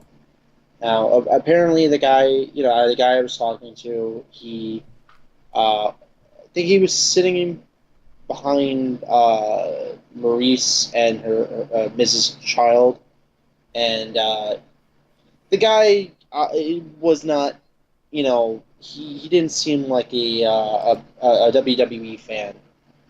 He seemed more like I'm gonna buy. I bought the tickets or got the tickets from somebody who couldn't go to the show, and I bought them off of them for like a relatively cheap amount in comparison to just paying like anywhere from like you know $1,000 to maybe $2,000, depending on where he got them for the seats.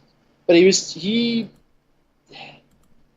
he actually, and we're kind of giving it a pass because of just how the show was, where it could have been worse, but for the most part, a lot of the matches were good. Uh, he said he did not like the show. He was actually bored with it. Uh, I didn't really. I asked him what his thoughts were. He said, and I quote, and this is the thing that made me kind of laugh. He said, "I couldn't get into any of the matches. The majority sucked," which I disagree, but it's his opinion. And he said that the Roman Reigns match, or the Roman versus Brock match, he said was completely unrealistic, and he said that the spear, the whole situation with that was stupid, and he kept expecting Braun or somebody to come out and never happened. And he said in a funny tone. He was like, this is the first time I ever went to a WWE event. And I was disappointed. And I kind of laughed because I was like, yeah, that's kind of the part of the course when it comes to people who aren't wrestling fans, and that's generally what WWE markets towards. People trying to get, have a, you know, have that event to, show on their Instagram and Facebook and say, I went there. And, it's actually disappointing people who aren't wrestling fans because now it's a situation where, we usually get, write it off and say that, they're at least trying with this one, whereas people who aren't fans go and look at it and say this is the best that they could do, and I I was amused, and I was trying to say like okay, if you want to see better wrestling, I was pretty honest about it. I said if you wanted to see better wrestling, you could probably check out the Indies or Impact. And he didn't seem too enthused about it, but that's the problem nowadays, where it's a situation where people just see WWE as professional wrestling, and that's a sad fact, but that tends to be the case. Now, overall, pay per view wasn't that bad, but then again, I might just be a fan, or a fan of professional wrestling, so I gave them a little bit of a pass just for how bad. But at this point, I think we are grading on a skew here. We're kind of giving them free passes for any time they do something halfway decent. I Um, I I went in there with I went into this show with very low expectations. I went in this show with just the notion of okay, we're gonna see if everything's gonna be it's gonna be a long day.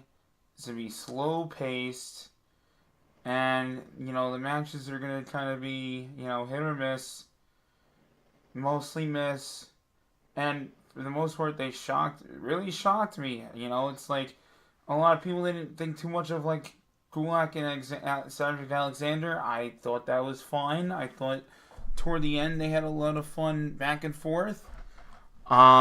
It's I Even a did match like I didn't expect too much from the Rusev versus the Rusev that was Lana that with was Cien Almost and that was fine. yeah I and think I think yeah Lana's improving by leaps and bounds. yeah I thought she was fantastic. I mean a lot of it was Selena Vega selling for her, but um again like you said she's vastly okay from last year where she was basically horrible in the ring. I mean, you could make a point to say that she was as bad as somebody like Enzo in ring, to now being where she's actually keep holding her own, where people like like in this company that people are holding their own and they're being crowned champion. So if she's a good promo, so if she's holding her own, I wouldn't be too surprised if they ended up pushing her further down the road, especially if she keeps improving and becoming a better wrestler. And I wonder what they're gonna do with Cien Almos and uh, Rusev, because I've heard that they're teasing breaking up Rusev and uh, in English. I'm kind of wondering what they're gonna do with Cien Almos, or they maybe they're gonna just continue the feud, but just between the two of them. Maybe they'll just continue the feud. Eventually, it's gonna lead to an English Rusev feud. You know it. Yeah, And and maybe they'll move Almas onto something else. You know. I I don't know what they would end up doing with him. I think it's just another situation where they maybe moved him up into the main roster too soon before they figured out what they could actually do with him. Um, But isn't that the case with most of these people that they're calling up? yeah, yeah. And again, I hate to do the Vince voice, but I don't get it. It's the truth. But Again, you were talking about the Drew Gulak match and Cedric Alexander. I get the same vibe that I get from with Cedric Alexander that I get from like Rich Swann and Apollo Crews, or it's like he's happy guy, he's happy smiley man, he's happy smiley man. He has no personality. Happy smiley man, all he smiles. Like I when we were at McMahon's and yeah, when we were at McMahon's and like they were doing the thing where they were playing like wrestling themes and shit, and like they were everyone was playing, they're like playing all like different songs like they said before, like Angle and whoever, but they were also playing like Fandango and fucking Macho Man and so, and then Cedric Alexander music comes on and no one reacts, and I was the douche that went, well, just like always, Cedric Alexander music hits and no one gives a damn. And it's sad because I like him. I liked him since he was in ROH. But again, he has nothing to offer other than just being a good worker. And in WWE, sometimes you need a little bit more than that. This isn't CZW where you come out in front of 200 people at 7:30 at night and then do a 10-15 minute match, and then people want your autograph because you had a fun match. WWE, the crowd is a lot different. They need a little bit more. It sucks to say that, but it's the truth. Even in NXT, that people are going to cheer you for having a good match. But sometimes you need a little bit more. He's smiley, happy guy. I would have rather them give the belt to Gulak, but they're going to, too many title changes in one night. Why the fuck not? But whatever. This is the problem I have with the 205 guys. Name a babyface that's over in 205. Could you say Mustafa Ali or not really? Even him is he's. I like him a lot. That's what sucks. I'm kind of a scumbag for saying it, but he's to me he's like Seth Rollins light. Even then, I'm kind of like, yeah, mini Rollins. You're Arabic mini Rollins. That's the best way I can describe Mustafa Ali. But then even then, he has more personality than anybody on the 205 roster in terms of baby faces. But even him, it's just. Where's the personality with the baby faces? Anyone who's on 205, and Eric, yeah, I hope you agree with me on this, but all the personalities are fucking heels. Anyone whose personality is a heel on 205. Yeah, because that's what it's supposed to be. It's supposed to be, oh man, look at the attitude on that person. Oh man, he's not a nice guy. He has an attitude problem. But then it's like, hey, you want to cheer this guy? Why? Oh, he's clean cut, he smiles, and he does really cool flips that you guys are gonna enjoy. Yeah, but it's just like on the main roster in NXT, at least there's like some personality behind the baby faces, so you can kind of be more sympathetic towards them. Whereas in 205, it's just like, yeah, we're gonna cheer for the heels because they're actually fucking awesome. They're like fun to like follow. It can't just be like common logic with them, where it's just like you're putting all the emphasis on the heel's personality and giving none of it to baby faces. So why are the baby faces going to get over if there's no difference between any of them? They're all bland, generic, smile, do flips. It's just more of the same.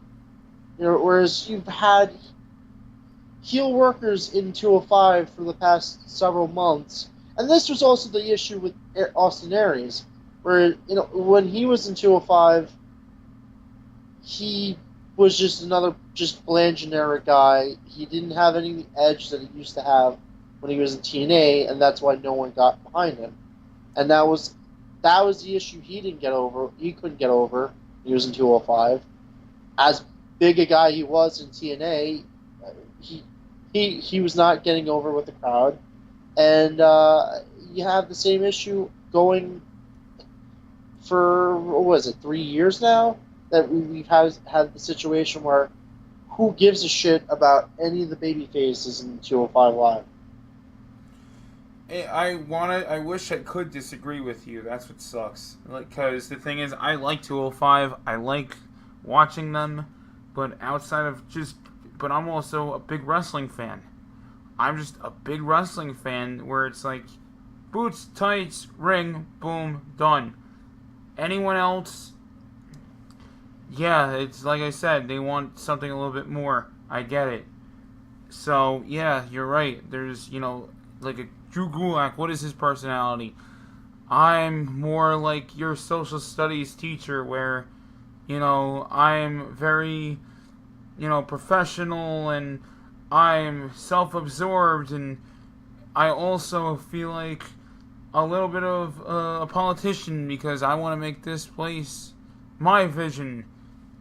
And then you have, Brian Kendrick, who's supposed to be the, kind of like the drug addict type of fucking veteran that comes in and just trying to manipulate all the baby faces. And, like, you had Jack Gallagher, who had a different approach of being a baby face. Turn him heel. He's doing just fine as a heel. Tozawa with the, it's like, other than him doing ha, ha, ha, he doesn't really have much of a babyface thing going. You already stated how you feel about Cedric. You already stated how you feel about Mustafa. I think he could have been. I would have rather put the belt on him because at least it's a thing where, hey, look, it's your first Pakistani champion. Maybe you could give him a little more depth to his character. Yeah, he just looks like Mini Rollins, but that's where you could try to tweak him a little bit. Overall, I get what you're saying, but I just wish and hope one day they can make more improvements. But a lot of the thing too, and we can move on, is the 205 brand is very fucking tainted and cursed because look at all the guys that were Cruiserweight champion. Like, okay, TJ Perkins, he's still with the company, fine. But, like, and Brian Kendrick as well. But, look at, like, fucking Neville. Where is he? Rich Swann. He had that fucking thing going on with Sue Young, with his wife. Now he's gone. We shouldn't even bother mentioning what happened with good old fucking consensual penis there. The guy who announced his retirement last week. Oh, really? Yeah. Says he's never wrestling again. Good. And somewhere Simon Gotch is throwing a party. Oh. Somewhere he's basically saying, hey, no.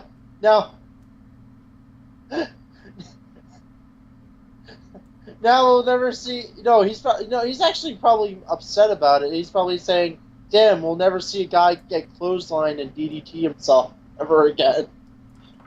We'll never see a guy run full speed ahead into the ring rope and knock himself out and give himself a concussion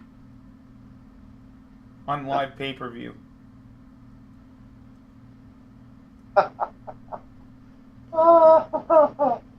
Oh my god. Yeah, but I don't know. I get where you're coming from with it. It's just I have more hope. I want to enjoy 205. on more than just a, hey, it's a fun wrestling show, and they have amazing matches. I wish they would have more personality, but is that where we look at them and say maybe sometimes Kevin Nash is right when he says the term vanilla midget? It's not. No, it's not about that though. It's not about the whole. Like we always go, oh, it's like when they go, it's like, oh, it's the vanilla midgets. Can't like they have no personality. That's bullshit. You got guys, and this is the thing that gets me. You got guys in Japan in the junior heavyweight division I'm not. who Yeah, but have I'm talking just WWE amazing. though. No, but I mean, like overall, you got people like in other companies. You have people who have amazing personalities, have have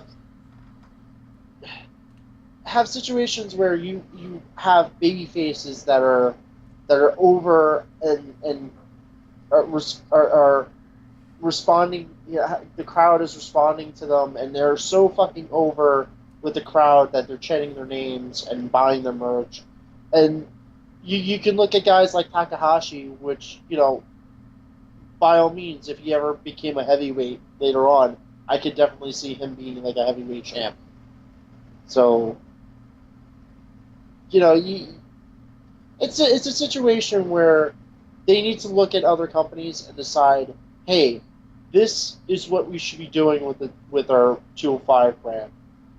Get the baby faces to have more personality, even if it's a little something where I don't know, different ring attire other than like generic bullshit. Look at fucking Kushida, who comes out there with the whole fucking Back to the Future thing.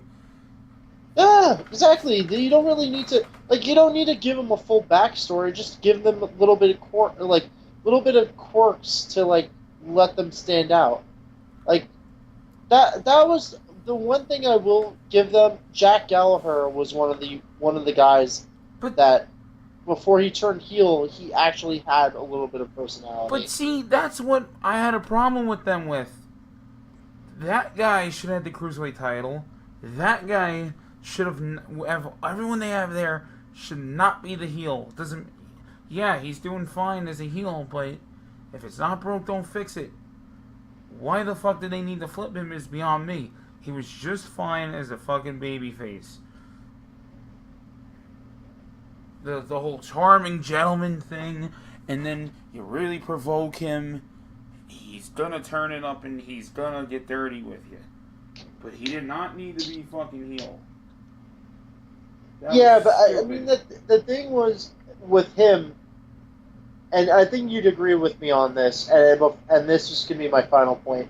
He was kind of the counter to Marty Scurll, where it's like Marty Scurll's dirty, villainous heel, and then you have Jack Gallagher in NXT being this gentleman, chivalrous, Yeah. gentlemanly, British gentleman who's kind of like the antithesis to Marty Scurll's villain character. So I thought that was a great kind of like saying, hey, you have the yin to our yang here, whereas if they had kept him a face, it would have worked perfectly. Now they turned him into a heel, and now he's basically. I hate to say he's a ripoff, but he's kind of a ripoff of Marty Scurll now. He's Whereas basically. he was.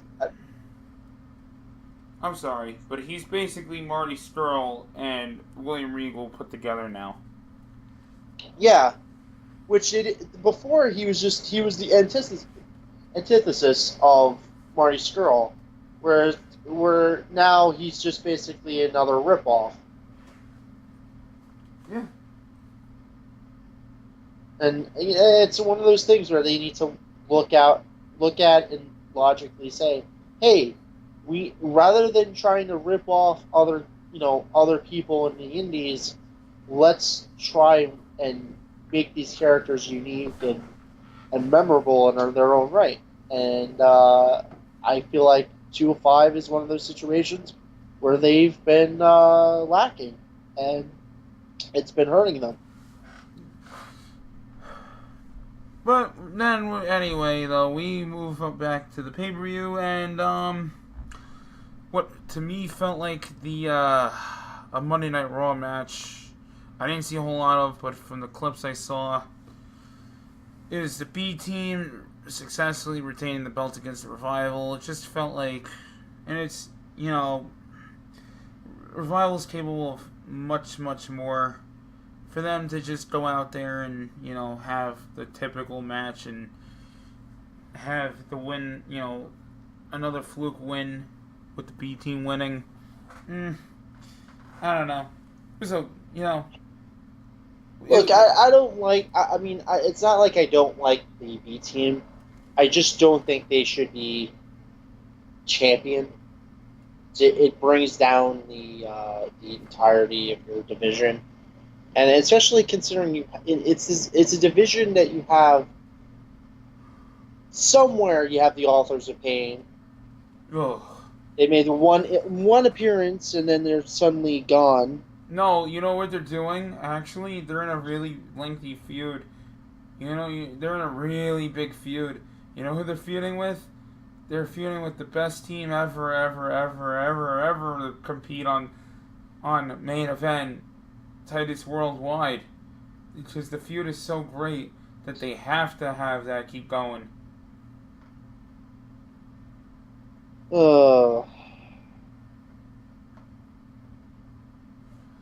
I really just think that with the B team having the belts, it's almost like, as much as I like Al Snow and as much as I like Steve Blackman, it'd be like, hey, we have the Dudley Boys.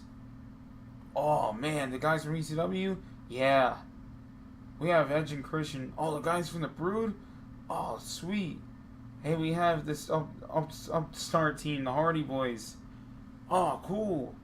And we have Too Cool with Rikishi. Okay, fine. And we have the New Age Outlaws. Oh, I love those guys. And we have the APA. Oh, great. So you have a great tag team division. Who's your champions? Al Snow and Steve Blackman. Wait, Al Snow, the guy that runs around with Mac and Head and loses all the time? Yeah.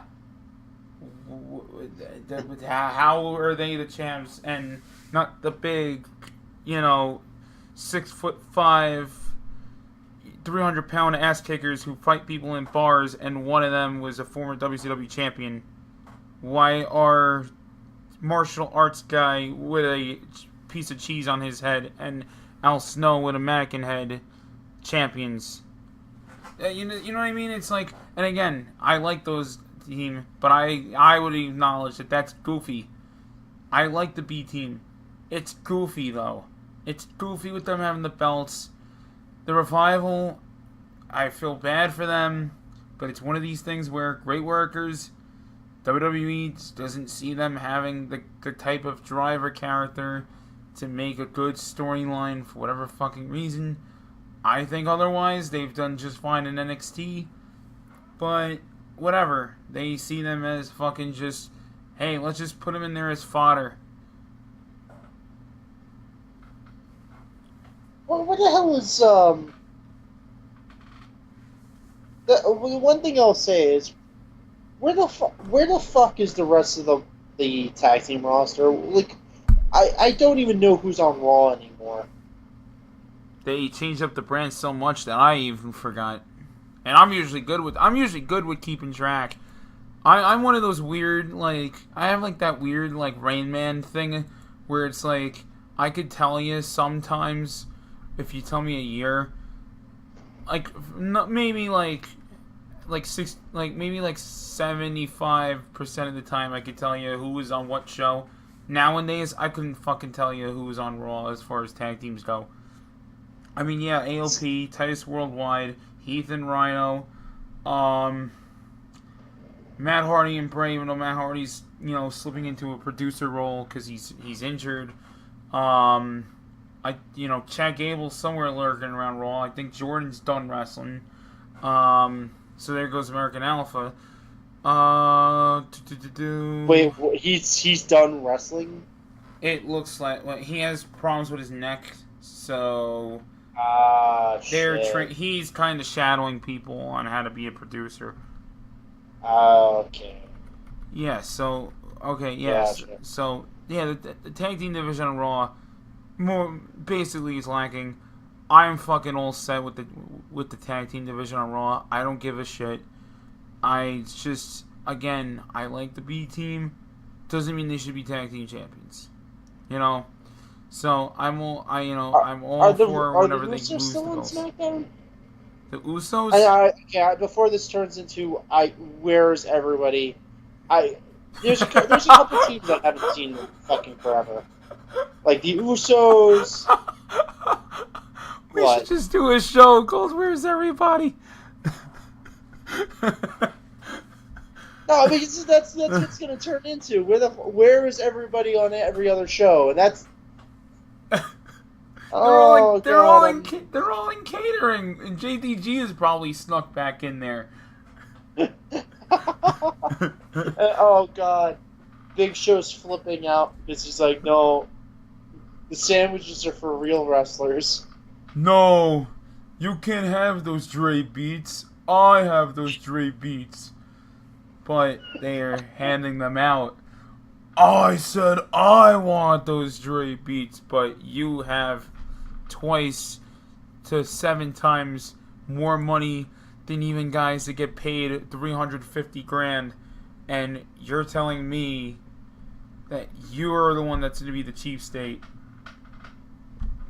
Oh, fuck. Yeah, I don't know. I don't know where everybody is, but, if that's the tag team division I said, wow. Wow. And again, I'm going to exclude... Where are the club anyway? Are they on SmackDown? Because those are the main two tag teams I know I don't even know. could I don't legitimately even be a know champion. who the fuck is... Again, I don't remember who the fuck is on what brand anymore, and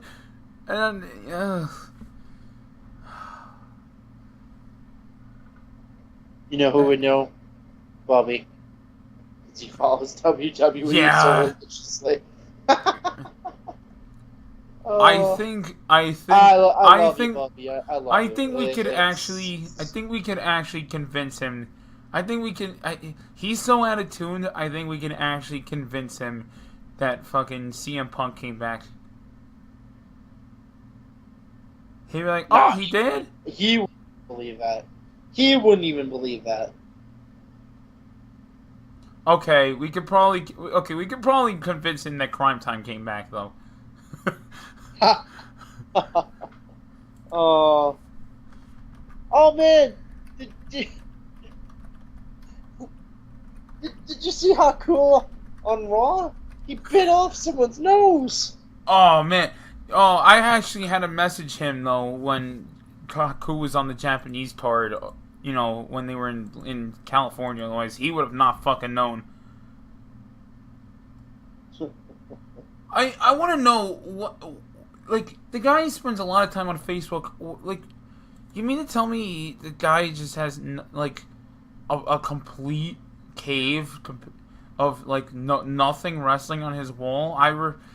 I legit just am baffled at how in the dark he is sometimes. Unless somebody dies, he's just so in the fucking dark of what's going on. To be honest, you might not have. Again, we love you, Bobby. Don't take this seriously. We're just goofing you. But I think he might just be. It might be a situation where all the people that he does follow probably don't watch wrestling as much. Oh, absolutely. No, that's ultimately what it is. He I mean, the only ones I think I really see is talking about Raw, and shout out to the Stro, but I see this from I'm just going by who would be on his friends list, but I see the Stro talk about him, because he live tweets, he does the live tweeting during WWE, but the show is also he's a guy where he knows when to keep his actual opinions aside. So he's not exactly going to tell you how he feels. He's just more so going to say, "Oh, this is what's going on now," and he's more going to focus on the highlights as well, and other than the lowlights. Like most of us are just going to go, "Ugh, this again." So I don't know. He probably looks at things like that and went, "Oh, okay." He's just kind of, just focusing on what's good when I think everything is bad. Which, a lot of times, WWE is. It's very rare when they have a good show like this was. So. But anyway, we're going to move on. Rollins defends the Intercontinental title against Dolph Ziggler successfully. Fucking awesome match in my opinion. Yeah, no, this is probably one of the better matches of the night. Other than the match, you already know what match I was gonna pretty much think was gonna be match of the night, and ended up being match of the night for me. But say this is a close second in terms of. I don't know if this is the match of the night for you, but I'd say this is the close second. I'm gonna go with. Honestly. Yeah, maybe. And you might be a little. No, actually, I don't know. You know what? I'd say this is tied with another match I'm gonna mention later on, but it's hard because I love this match so much. I want to say it's the match of the night, but regardless of which, fucking tremendous opener, just so much fucking counters. By all means, this is exactly my point when I say they don't need to do Iron Man matches anymore. This was fine. This is all they need. And the match was only 8 minutes shy of actually being a 30-minute Iron Man match. I don't understand why they do the Iron Man matches anymore. Just because you can do a 30-minute, like just a regular match or a best 2 out of 3 match. You're not, it's gotten to the point where it's like, and especially considering most of the time that they do the Iron Man matches now tend to be kind of hokey. You usually know how it's going to usually end up. And especially considering, and I hate to really say it, but for the most part, the timekeeper or the production staff really don't do too much of a good job keeping track of time. So it ends up being a situation where you're at 20 minutes and then suddenly they jump ahead like 5 minutes in the span of 30 seconds. And then you're basically scratching your head saying, when the fuck did I lose 5 minutes? Right. So, and then on top of that, I've never been a really huge fan of the Iron Man match, the Iron Woman match, because it becomes kind of predictable, where you kind of know the situation going in that they're gonna do certain things. There's always gonna be one count out. There's always gonna be a situation where the heel gets up, two wins to put the match out of the reach of the babyface. The babyface has a miraculous turnaround. It's always the same formulaic stuff with an Iron Man match. And other than the match they had with Bayley and Sasha, I really haven't seen that match type done well in a very long time. Yeah, I know. Like I said, I'm all set with it, and they did the same amount. Like, to me, I have more of an enjoyment of, hey, we're gonna do a 20-minute match, and the crowd doesn't know it until the match actually is over. I'm more of, let's surprise people with how long the match actually is, as opposed to, hey, this match is going to be 30 minutes long. You know it's going to be 30 minutes long. We're telling you it's going to be this long. And we're going to pace ourselves the whole time because of how long it's going to be. I'd rather it just be, let's not tell anybody. Let's have our own opportunity for response. Because the thing is, when they're doing response, what are you doing? You're looking at the clock. You're looking at the clock and going, oh man, they got this much time left. Wow, fuck. I never really liked the idea of timing it because it reminds me of the problem that they have with the that what the hell is that title in Impact? Was it the Grandmaster? Oh, the Grand Champion. Yeah, I'm glad they got rid of that. It's a situation where it's like wrestling shouldn't be timed. You shouldn't have at least to the marks it shouldn't be. Like, traditionally you should have. It's 60 minutes. It's usually 60 minutes, but at any point the match could end, and that's always the unpredictability of a wrestling match, where you don't know. It could be a marathon. It could be 10 minutes. It could be 15 minutes. It could be 40 minutes. You don't know. It's the unpredictability of the match itself. When you have a match that's an Iron Man match, you have a preconceived notion of when the match is going to end, because that's the only time it can end is the time limit. And when you bring in a time limit into a wrestling match, it doesn't really work in the context of doing a full match, doing it because shit can happen. Especially you get to the last minute, if there's a botch or there's a situation where the guy accidentally gets hurt or anything like that, you're fucked. And that could be a major botch, especially if you don't. Let's say you pin somebody, and then the last 30 seconds is it's supposed to be guy getting the pin back, and quickly hitting the guy and getting the win. Now it's a situation if the guy fucks up, or there's a situation when the time is off, and he doesn't count in time, and then they have to ring the fucking bell. You could end up having a situation where somebody either loses the belt and has to quickly win it back the next night, or you have a situation where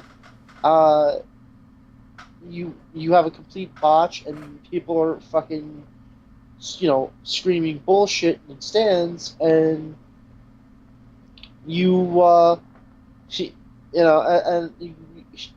jokingly I'd say you're exposing the business more. Yeah. But so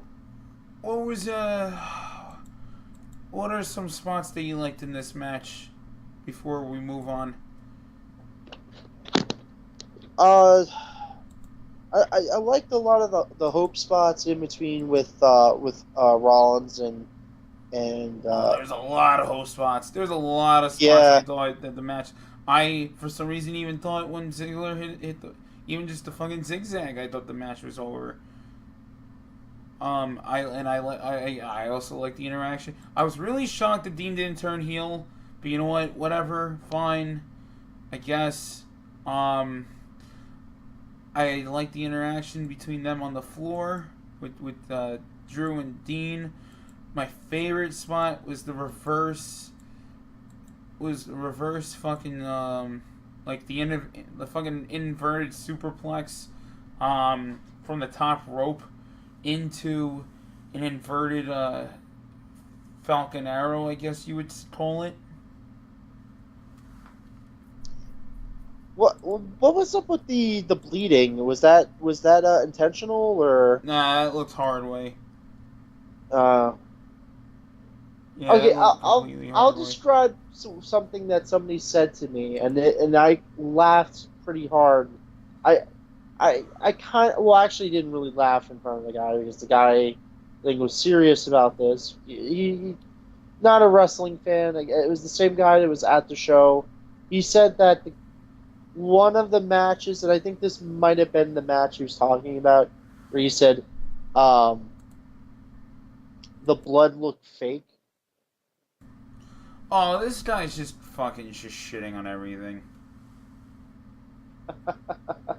I don't know. He's like, he was saying like the blood looked like if someone took a sponge, and I was just like, what? This guy sounds like he hasn't Huh? been to a wrestling show since like Bret Hart and Isaac Yankem.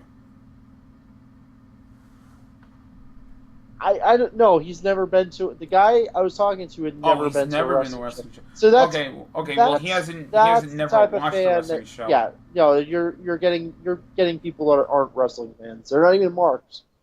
They're just showing up to watch the show just for the hell of it, for the And they're not even experience. liking it. And they're not even liking it. And that's another thing too. Exactly. Yeah. At least come up, but again, this is a thing where it's like I can't. If this was it's weird. I almost wanted the show for that exact reason. I almost wanted the show to kind of be bad, just for the factor of, or for this fucking clown to go to a fucking backlash, because he wants to say SummerSlam was bad. Boy, did he not see anything, because by all means, the show was a lot worse, and always could be a lot worse, and always is a lot worse for the most part. So he's at Yeah. this card and he's saying it's bad. Yeah. Maybe you shouldn't go back to a wrestling show. I'm sorry, So, but anyway, I believe me, I understand. yeah. Moving on though, in a kind of a just a whatever match. New Day wins by DQ against the Bludgeon Brothers. Good, but it was a good match. It's another one of those situations where they're like they could have gave the belts to the New Day, but I guess they're setting up a longer feud between them. Whatever the next pay per view is for SmackDown, they're probably gonna win the belts.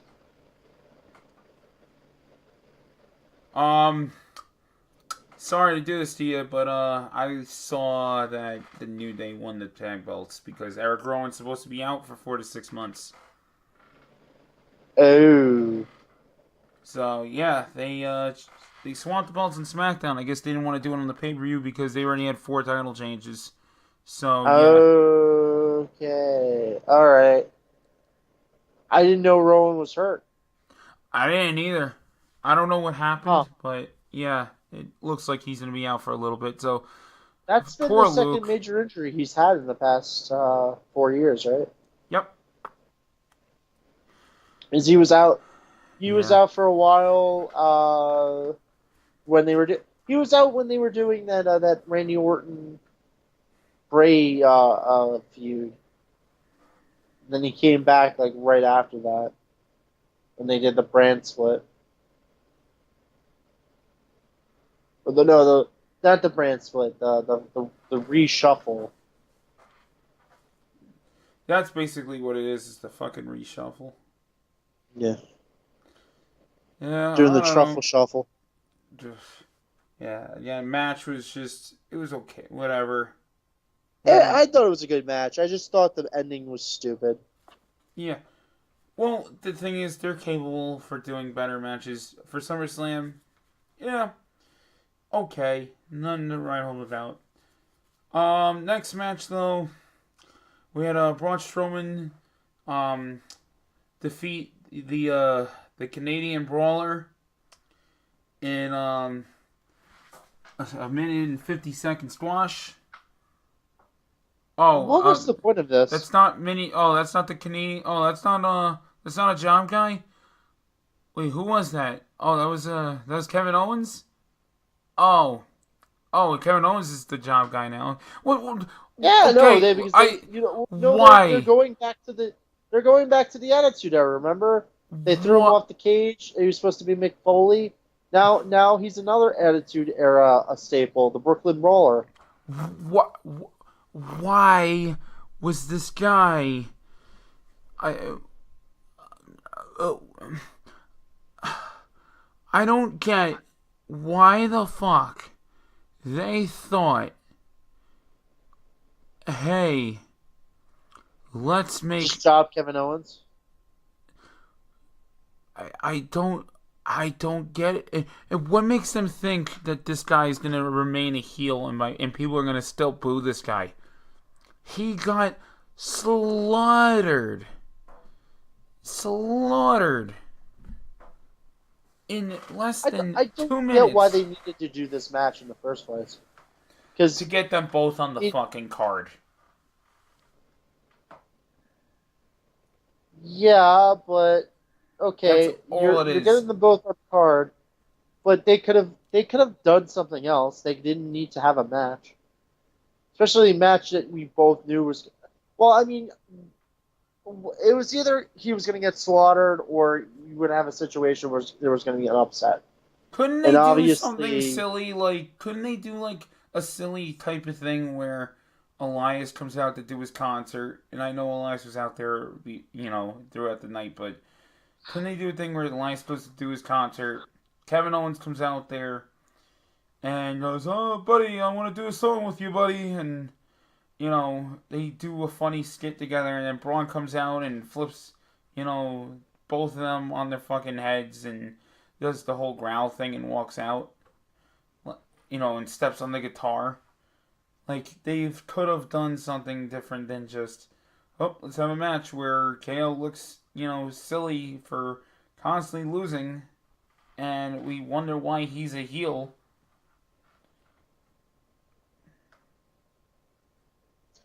I just think they could have done something more creative than just job the guy like that. or, Yeah. or, or have a situation. Would have been funny, and he would have got Kevin Owens would have gotten heat where he just like decides he's not going to even show up for the match because he's so afraid of Braun that he sends his poor guy, like some guy, he hired to wrestle Braun in his stead, and then Braun takes the guy out, and the guy is like just some scrawny, you know. Oh, what would have been hilarious? This would have been funny if they had like some jobber from like years past, he hired to face Braun because he was too afraid. He was too afraid to face him. Like you could have. Okay, tell me this wouldn't have been funny. And they brought out the Brooklyn Brawler, or they In brought out Brooklyn, my God, who would have thought of such of a smart idea? Not them.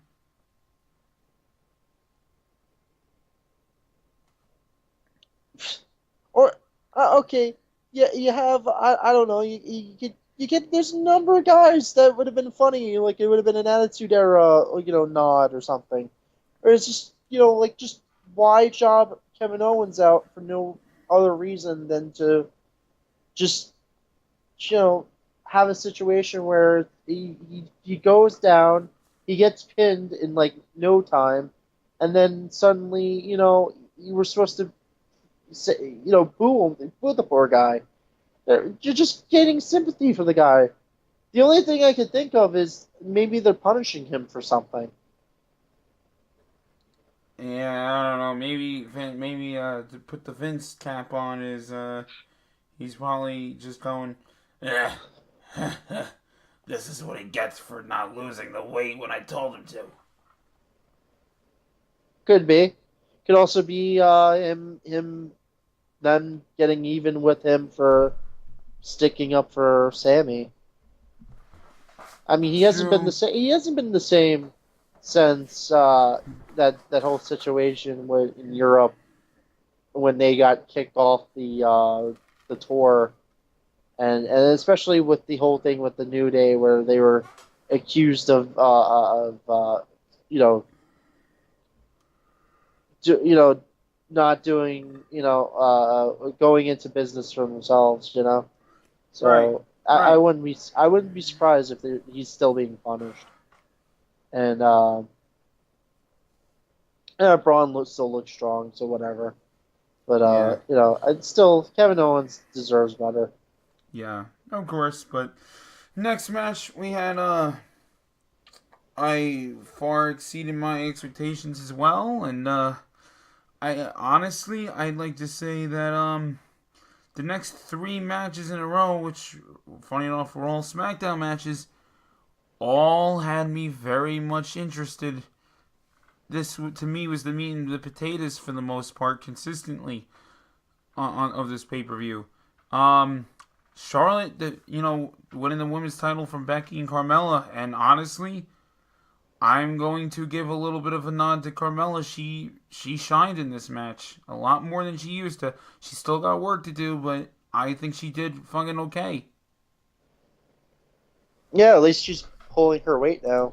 It's a situation where like yeah we give her shit, but like at the very least we're not one of those people. We're not we're not fans to say like oh that person sucks, that person sucks. No, if they can work and they put on a good performance, a good match, we'll give credit where credit is due. Yep. And she had a good match. Definitely thought she had a good. She definitely looked like she belonged there. And I feel bad for Becky, but maybe they're gonna set up a feud between her Oh, and Charlotte down the oh, you line. know it's gonna be Hell in a Cell. You know it's gonna be Hell in a Cell.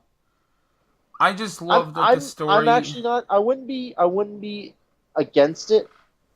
I just again this is just my personal preference. I don't like the idea of them doing female versions of male matches.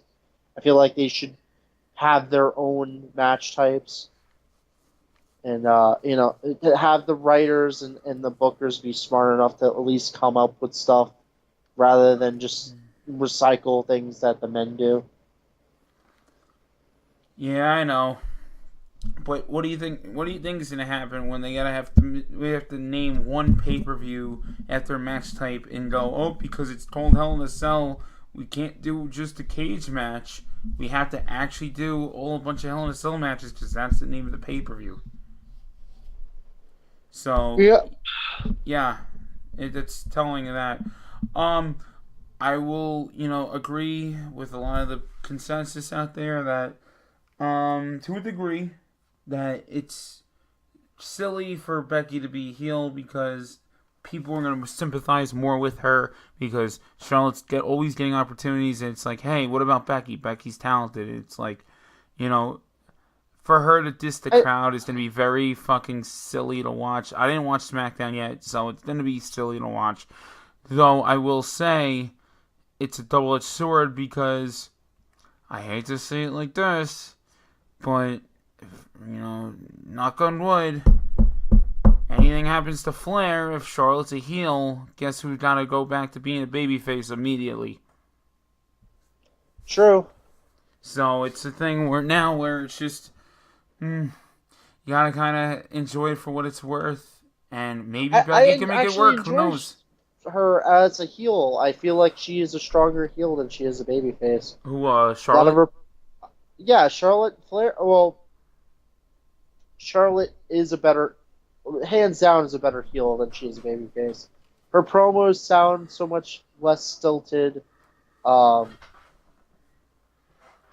she seems like she has that kind of peacock head bob and personality that her father does, and a lot of the time Flair's been Flair has been a baby face from time to time, but for the most part, we all fondly remember him as a heel, and the same goes for his daughter, where she's a natural heel. Yeah. It's just her personality, how she carries herself, the always the oozing, you know, kind of snarky behavior where she feels like she's better than everybody else. So I just think they're better off just keeping her heel than switching her back into a babyface. But you're probably right. If anything ever happens to Flair, she's gonna be, and especially with her brand recognition, she's definitely gonna be, a babyface. Yeah. Yeah. I mean, it's a no-brainer. It's a thing where I don't want that to happen. But hey, look at Natty, where Natty had this pretty pretty good heel run for about 2 years. They turned her face just all of a sudden because they wanted to pair her up with Ronda Rousey and whatnot, and just think if she stayed a heel or if they even turned her back as a heel, they would have had her as a heel and immediately would have had to fucking flip her back to face because of the Oh unfortunate yeah, passing of of Anvil. Jim passing. Yeah. Yeah, so it's a thing. And I know people are gonna say, "Oh, well, it's okay if you keep her heel. You keep have a heel turn if the so and so pass." Not necessarily. Not necessarily. I know it's a little cheap. People can look at that and say, "Oh, it's cheap." Mm, it's it's almost a way of honoring the legacy of that person by having another person vicariously for a while. You know, it's not a permanent thing. Nothing in wrestling always permanent. But for a while, having that babyface thing is, hey, look, it's an homage, and we'll get into Natalia again later. But almost like an homage of so and so's gone, and that's the thing why I feel like they can't turn Charlotte. No matter how much we all agree, she is a better heel. She can't be. And it's just a thing where it's like, oh well, how long are you gonna keep her like this? I hate to see, you never know. You never know. So, but I'm interested. I'm looking forward to this feud. I'm all happy for this with Becky. I eventually want Becky to get the belt back. Um, you know, should be 2 time SmackDown champ. So, you know, there's that.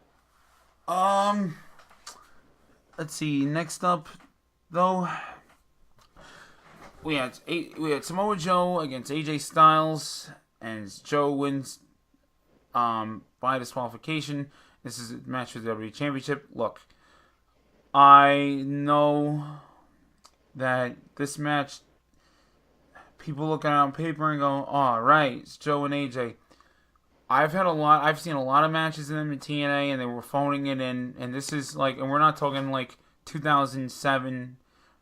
I'm talking 2012, 2013, which was just 5, 6 years ago, and they were phoning this shit in. And this was during the Hogan era, if that makes sense. But seeing those matches and having those in my memory, I thought, okay, this is probably going to be just about on the same level, if not a little bit better. And I will say, incorporating a storyline as silly as it may kind of be, I'm okay with what they did here. The match started out very, exhibition like, very Monday Night Raw, or, well, in this case, SmackDown like, and led to a hot fucking last couple minutes. And this is going to be in an actual Hell in a Cell match, and that's going to be very fucking good.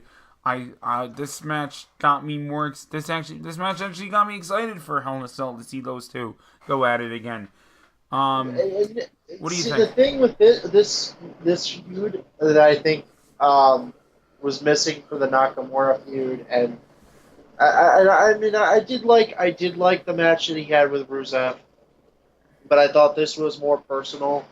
I thought a lot of the um, a lot of the stuff that Samoa Joe was saying to him, kind of. I think this is them making a good,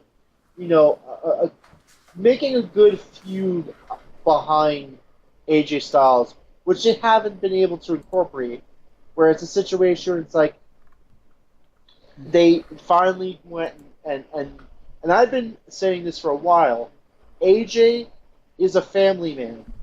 He's a guy that loves his kids, his wife. He's a God fearing, Christian man. He wants to do right by his family and he loves his family. Why did it take them so long to pull the trigger with that and make him sympathetic? And now I finally, I'm saying, thank you. You you made a good choice because this is good writing. When you have a situation where the the baby face is trying to protect his family, and heel is saying things like he's gonna take care of his kid. He's outright antagonizing AJ. Talking about his children, talking about you know uh, uh, you know his wife. You know that's that's good heel work. That's that's something you go and you say, yeah, that's fantastic. That's something you do. That you try to get under this. You try to make it sound like a shoot. You try to make it sound like he's a scumbag that's literally trying everything to screw with AJ Styles and his family, and now it's getting personal. It's not just about the belt, it's about him literally making threats about his family and his own well being. And that's when it gets that personal, that it makes it that much more interesting to see. Yeah. Because we've never really seen this out of him. Even as far back as TNA, like they had feuds, but you never had nothing this personal. I will, it's at first when I heard, at first when I was hearing the promos on SmackDown, like, okay, whatever. This is like, they're this it is what it is. I wasn't, the bullet wasn't that all that exciting for me, and it's the thing where I'm pretty fucking sure because I know Christopher Daniels is the godfather to one of the kids. I'm pretty fucking sure that like with Samoa Joe talking about his family like this, it's like I'm willing to bet that Joe is he's one of the godfathers of if not the girl, then some one of those boys. So it's like back behind the scenes, they're fucking good friends. I would have gone that route. I would have gone that route honestly, and say, oh, these guys they've traveled together, they've had so many matches together, and now it's a thing where they're both here, and it's like AJ just wants a good dream match, and Joe's like, no, get out of here. I'm here to play mind games with you. I'm here to toy with you because you know what reality I can't stand the fact that you're here. You had to follow me. You had to crush my dreams. Now I'm gonna crush yours since you're the champion. They could have done something like that again. Not that big of a deal. I'm kind of okay with this as long as this is probably the only time you see AJ's wife Wendy and his daughter. I think that this alone was fine. It wasn't over the top. Like I remember back in the day, the shit with like they did with like Vicky Guerrero and Dominic was like a little overkill. This was fine.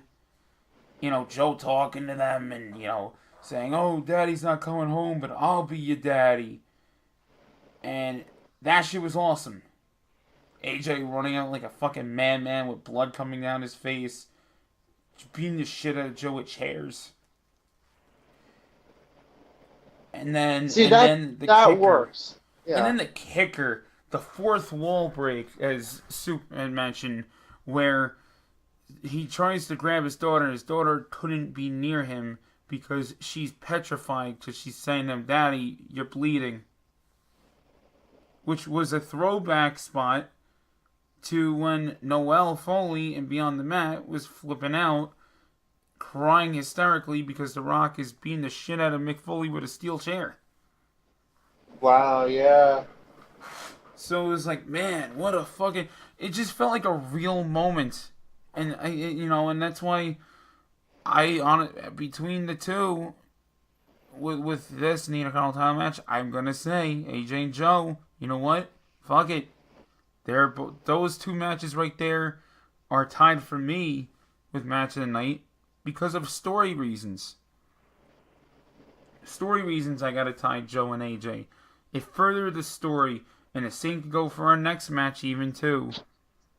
That's up there with the, that's also up there. I have 3 matches of the night. That's how surprisingly good I enjoyed SummerSlam. Miz versus Daniel Bryan. Okay. Well, remember when I was saying that what match, Yeah, I already know. I already know what yours was. Oh my god, this match was fantastic. What do you think of... This was another personal match, or like the promos, and just the disrespect, the fact that Miz still uses a good portion of Daniel Bryan's moveset, him doing his own moves on Daniel Bryan, and just the back and forth, and just even the promo, as goofy as it was with the B team, just to have them go like, "Oh, we don't respect you anymore," we like Daniel Bryan, so shut your mouth. Even that was a good, just a good segment. And then you had the actual match itself, and the crowd was so hot, and it's just like any one of these matches could have been a better main event than the main event we got. I will get into my opinions about that main event, but I think with this match, I'm actually surprised Miz won. I did not at all did I expect Miz to win. I thought, okay, they had this feud for so long, and Daniel Bryan's he's got to get his big win, but they're telling a bigger story here. Fine, whatever. So that means eventually he's gonna get his win, and they're probably gonna get the wives involved too.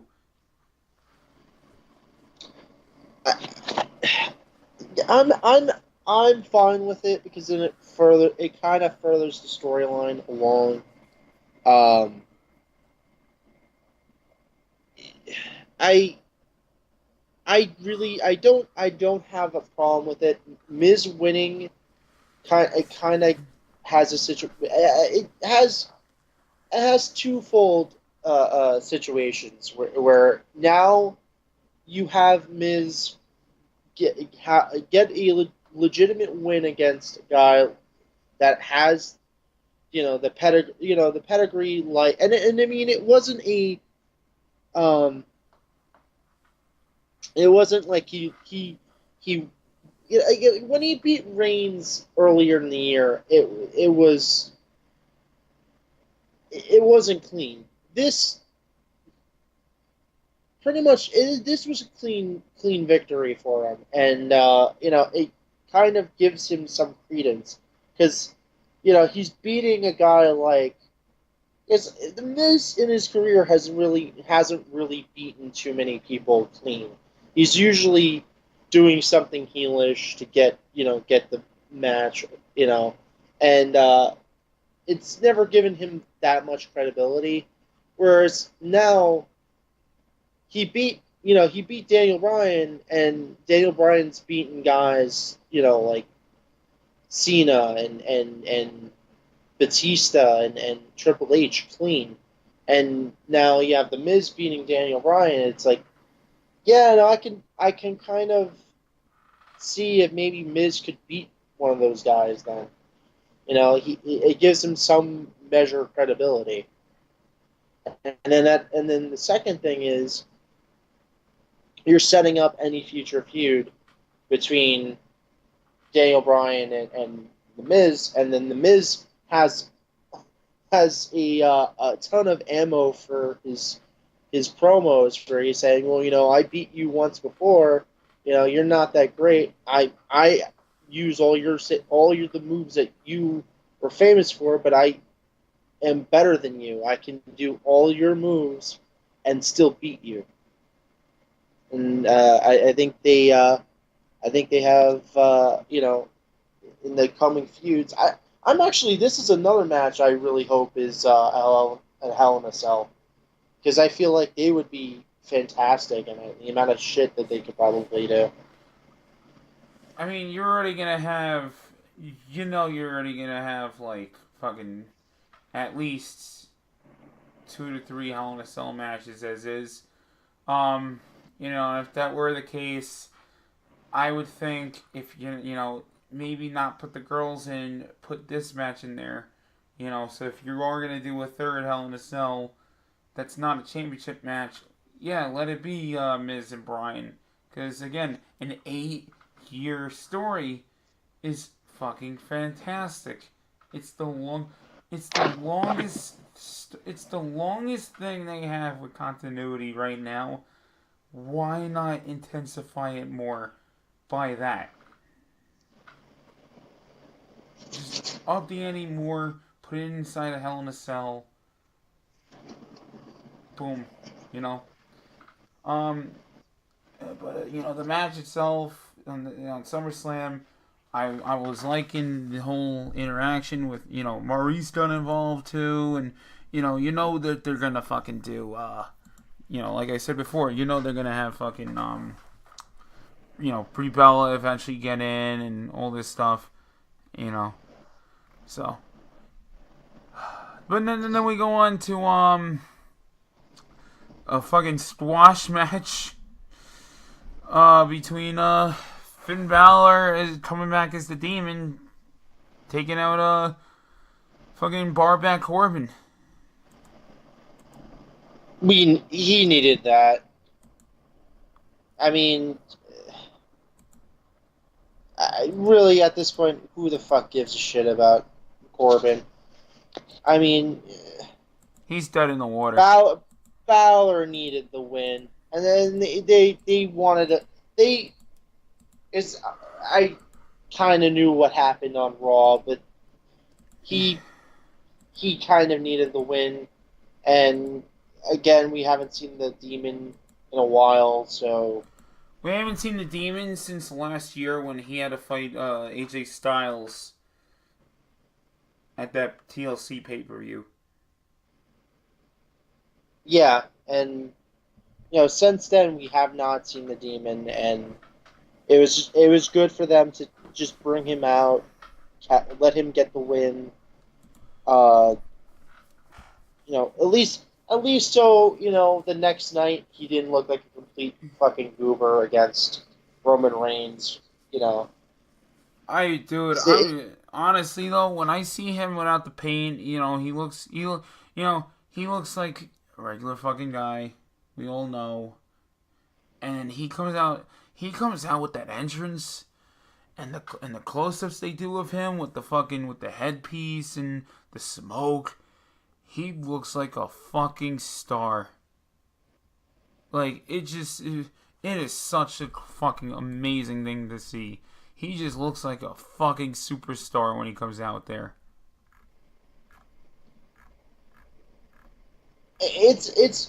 it's difficult to say. Like this is the one thing I can say. I I feel like they made it such a theatrical event that it's so fantastic to see.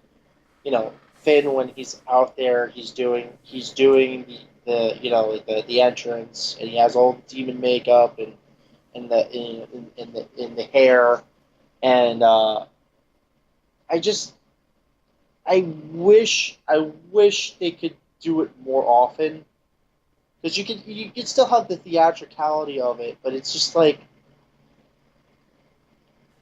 at this point, it's like most of the time we see Balor, he's just regular Balor, and it's a situation. It's like you could just have rather than just have Balor on just on Raws and just him coming out. Like I have no problem with him like just coming out on Raws and uh doing the Raw taping as regular Balor and just for pay-per-views. I don't understand why they have this thing where it's like, okay, we're only gonna bring him out maybe once a year. It's like no, like even Undertaker, like as sparingly as they used him, for every pay-per-view, he was still the Undertaker. He was coming out doing the entrances, having the lightning strike, doing the eye roll, taking the hat off. You know, if that's the case, then it's a situation where it's like, why the fans aren't going to get behind the guy if they already know when and where he's going to lose. Because Yeah, you know immediately that and most of the time, if you see him in his regular Balor Club stuff, and he's not as the Demon, you know he's losing the pay per view. yeah, and then when you see him with the demon stuff, it's like, okay, we know who won already. Yeah, exactly. I still think I don't know what it I don't know what I think what would be cool is if they got him in some weird storyline to where he just by chance just has, how do I put it, where he by chance he just has a fucking he has half demon paint, half just no paint at all. Like just come out one day with a half and half for like a pay per view. Like one of the lesser ones where it's like, where like the sides, he's kind of conflicted. He it could be a thing where like where if he ever went to SmackDown, for just an example, like he goes to SmackDown and he's like teams up with AJ because of a mutual feud, and then eventually it's like they gotta go after each other because AJ has the belt, and it's like, or even anyone on Raw where he has a friendship with someone on Raw, and it's like he has to bring the demon out, but he kind of doesn't want it because it's his friend, but he feels like he kind of has to, and it's like, just do a half fucking paint job.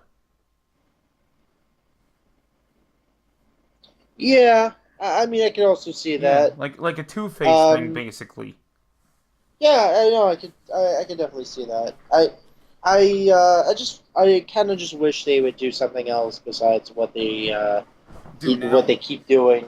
Like make it a little bit more interesting, a little bit more, a little less blatant. A little For less sure. blatant where the booking is going to lie. For sure. Um, then we have the United States title, right? This is, yo, we know. I mean, what is the point of having Nakamura even having the U.S. title if Jeff Hardy and Orton are the ones that have been fucking feuding? What is the point?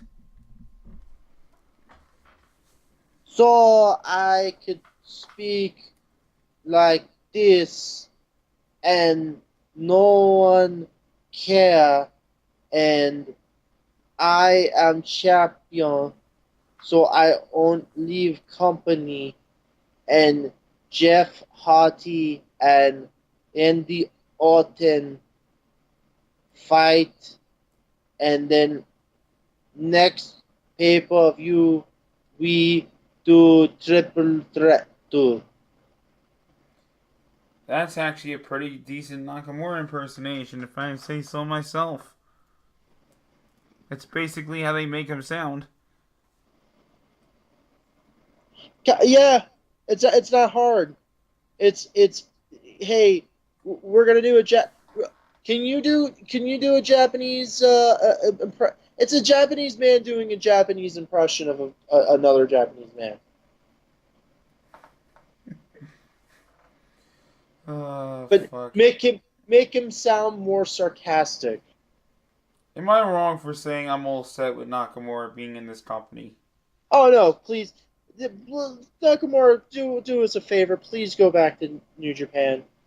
Oh, So we can actually enjoy you and it's treat you like the yeah, god that you actually are in that country? yeah. Just they're No, ruining and it's him not to the because point I'm where not I not don't we're not care. knocking the guy because we want him. We literally want him to leave the company because he's bad. It's more like they don't know what the hell they have. He doesn't he doesn't seem like he's having any fun. He's basically just taking a paycheck, and then they have a situation where rather than treat him like the star he is, they're handing him the they're handing him the mid card title until they can find something else for him to do because he's just a transitional champion. He's not going to have the belt for more than another month or two, if that. So, but at the very least, I will say this: he's taking up a spot on the pay per view that probably would be reserved for Jinder. So Oh, fuck, maybe you're right. maybe it's good that he is in the company. Yeah, but even then, that's like. That's so bad, though. That's just. That You're basically holding a guy hostage because you don't want a guy who's exponentially the drizzling shits involved. So you'd rather see a guy get poorly mistreated just so you didn't want to see another guy that fucking sucks. We're basically holding WWE and us are basically holding Nakamura hostage. It's it's either that or you see Jeff Hardy versus Jinder Mahal. Or Randy Orton, who is basically, Oh, you know, at this rate, Randy Orton, or I'm sorry, Jinder Mahal basically is Indian Randy Orton. okay, okay. Don't say things you can't take back, Bubby. Oh, I know, Oh, I know Bobby he's would a have said weird, that. I know he's a weird dick touching sexual harass machine, but at least he's not that terrible in the fucking ring. I only did that to piss you off. Relax. I knew you were gonna get fucking your aunt you fucking pants in a bunch there. I didn't get my pants in a bunch. I'm just saying. Oh, who? Yeah, that's like me going. Oh, you know what? That's like me compare like we another person who's a piece of shit in real life, but as a good worker is Austin Aries, and that's like me going and saying, "Oh, Jinder Mahal is better than Austin Aries." No, because Jinder Mahal and Randy Orton are both very methodical and slow. Nah, even then, no, Jinder Mahal just can't fucking work to begin with. Yeah, he moves around like a dead horse. But I get what you're saying though. He's taking up his spot, Nakamura that is, from a guy that is exponentially worse. But again, He's fucking held hostage. So what was the point? You might as well have just put fucking Orton in there because that's who he's feuding with. What was the point? I don't know. Eh, Now, can Nakamura move to a different feud? Because we all know they're just going to do Jeff and Randy anyway. Not like I give a okay, fuck. I'll tell. I'll explain. I'll tell you who they're gonna probably have him feud with, I would have and it's probably had another high guy that hopes. you don't like. Care to guess? Um, let me think. On SmackDown. I think I don't like. Well, who the fuck is on SmackDown I don't like? Glorious. He's on Raw. Oh wait, what the fuck? He's been on Raw. What? Time to play who's where. Time to play where is everybody? Eric, I don't fucking know anymore. Yeah, he's on Raw. When the fuck did that happen? He was like The shakeup he was in United States April. champion like fucking like a few months back. No, they put him on Raw in April. Wow. Okay. I'm sorry, people. I, I'm turning into Earls. I don't know where anybody is. I don't know where I am. I don't know what the companies are doing. I don't know what. Can you? I can't blame you though. I really, honestly can't, because, again, we're just gonna keep playing the game now of where is everybody, because they split up the shows, and no one's doing anything memorable, other than the people that are actually getting on there for title matches. No one's doing anything memorable. Oh shit. Then you got me. Other than maybe Rusev or Cien Almost, I really don't know who could feud with him then. I would have said if he wasn't faded into obscurity, Ty Dillinger, but there goes me actually trying to be optimistic. Oh no, they're done. They're done with him. I've heard rumors that Vince hates the guy, or that something happened. He's on the same shit list that Tyler Breeze was put on. Why not? I mean, fuck. Yeah. Who the fuck does he feud with? Jesus Christmas. Again, probably Shit. Cien Almost. But they're both heels. They'll turn somebody. Oh man, Nakamura goes back to being a face. Oh boy. I love America. Yeah. America is Rob. land of opportunity. Rand. Oh yeah, Rand. No, I'm not. I'm trying to not make it sound fucking stereotypical. Well, that's why I said just the word with the R without the accent. Waka waka.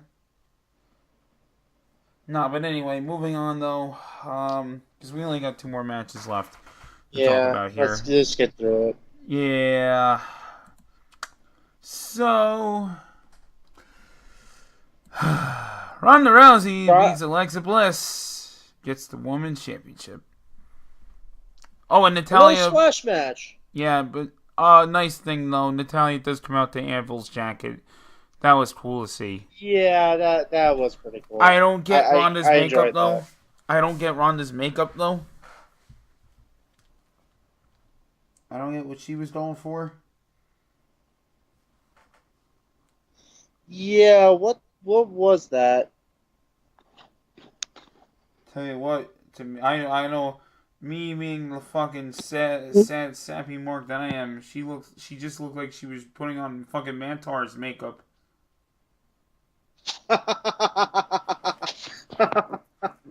Oh my god. Yeah, she looked like fucking Mantar out there with the makeup. I don't know. Ronda still looks great in the ring. I'm enjoying her work.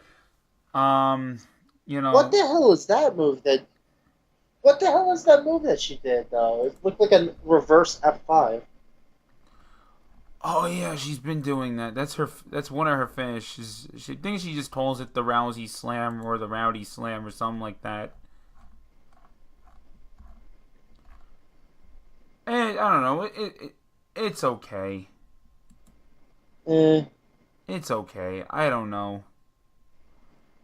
I like the this is one of the things Bliss is tremendous with when she's getting certain when she wants to get the match over a little bit, she has that that whole double jointed thing going on. So that Yeah, was yeah. amazing. I thought that should have been where she tapped, but that was amazing of her fucking taking that where she's just bending where Rousey's just bending her fucking arm back.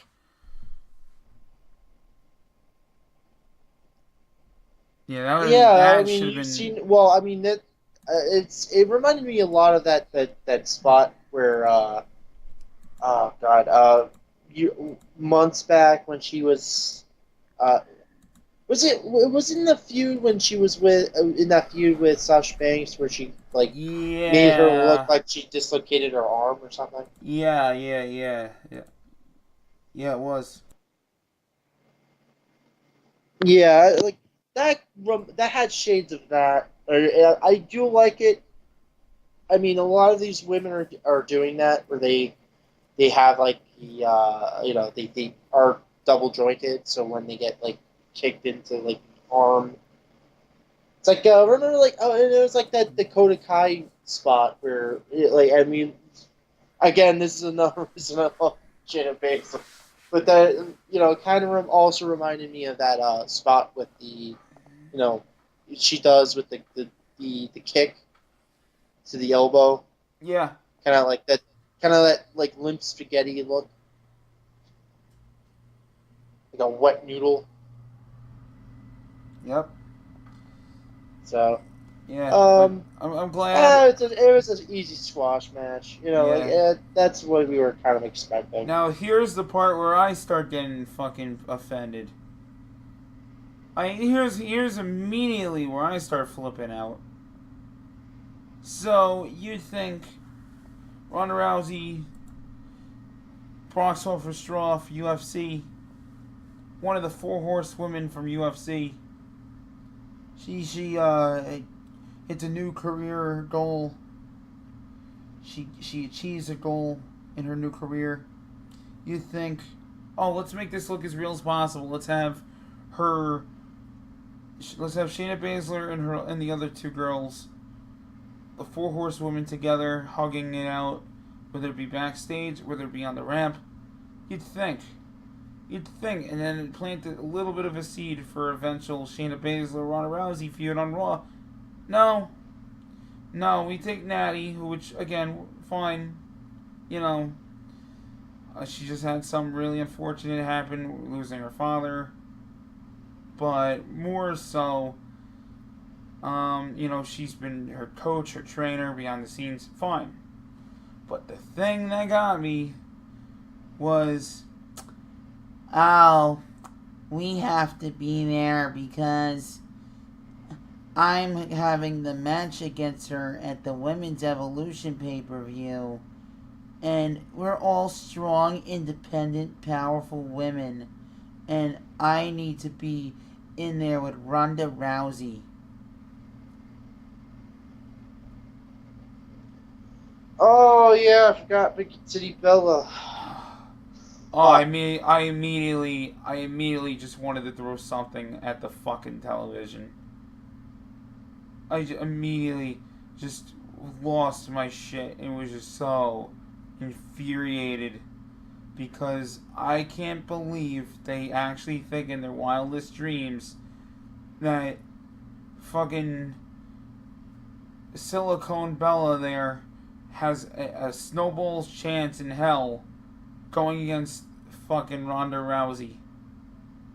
They're going to make them on par. They are going to make Nikki Bella on par. Why? They may not give her the belt, but why are they giving her such a high profile match in the main event? We're sorry you and John Cena broke up. Here, hopefully this makes you feel better, Nikki. Who fucking gives a shit about Nikki Bella anymore? Mark Carrano and Michael Hayes and Vince McMahon and Stephanie and that entire fucking guard. I don't understand it. She hasn't wrestled in fucking forever. But again, this is the same girl that they put in the women's rumble with Asuka, who was still undefeated at the time, and was like, yeah, they're equals. Oh my god. He's like, yeah, they're equals. But this... No. I mean, it's like when they were doing that whole feud with her and Charlotte Flair. Oh yeah. Yeah. Oh please, I just let her fucking hurt her neck again. Jesus Christ. Just let it get her hurt. Just not bad. Just I'm like not paralyzed. Just tweak her neck a little bit, just so she doesn't wrestle ever again. Oh man. I'm not saying she should be paralyzed or anything like major, or like she's gonna be in pain for the rest of her life. I just mean let something happen where she can never wrestle again. Okay, that's the only thing I want. Like them the doctors to tell her, oh, you've been doing that move where you put people on your shoulders again, and that tweaked your neck, and now you can't wrestle anymore. Yeah, it's not even an injury. Just let the doctors not clear her or something. Right. That's what I hope. Yeah. But then we got our main event of the evening. Aquaman against the deflated King Kong. King Kong. Did you by chance see the very, very, very beginning of Roman's entrance? Come on, Bubby. You know I fast forward through all that shit.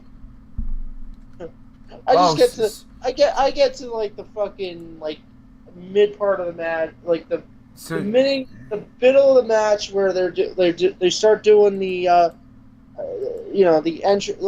I get past the entrances. I get basically to the part where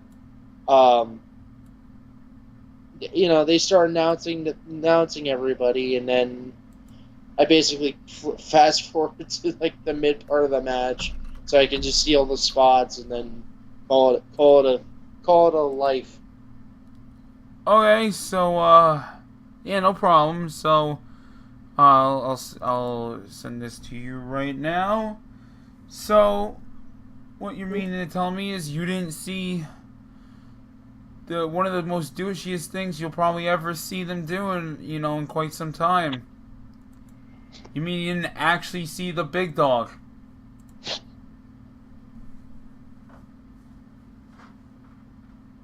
This was digital? Yeah. Oh, so it's like that stupid Asuka mask that they had. The Asuka thing was a guinea pig for them actually doing that for Roman. Which this is only for people at home. So if you're at the show, you can't see this. And they got rid of pyro for this sort of bullshit. Okay, that makes sense. But you get it? It's the big dog. Oh, God. It's a big dog coming out of the giant Spider-Man, Roman Reigns logo. Okay, now the actual match itself, from my perspective of it, they started immediately fucking hot. And by hot, I mean no selling. Everything. And the match was only 6 minutes, so it's like, okay, fine. And they teased the cash in, of course, with Braun. So.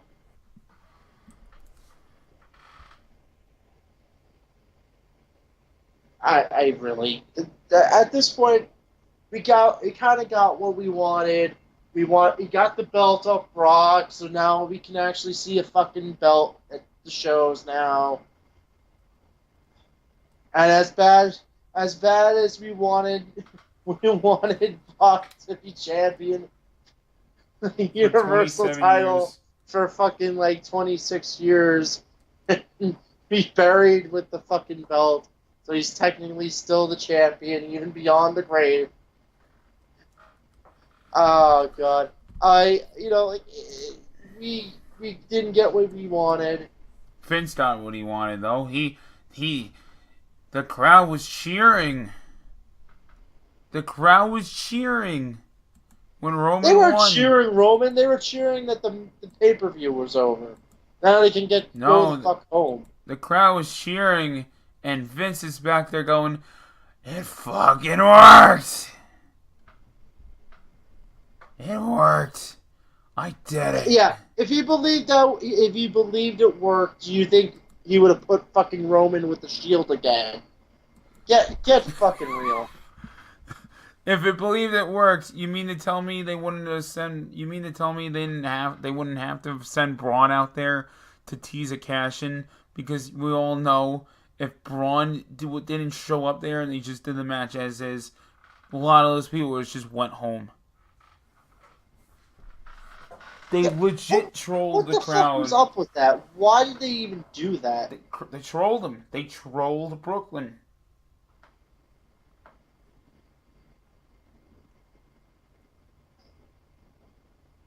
Vince sat there and said to himself, I'm 73, but I know how to troll.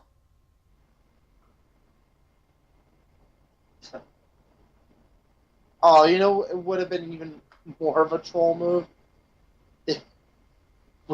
Braun cashes in the beginning of the fucking match. They have a three-way, and Brock still wins.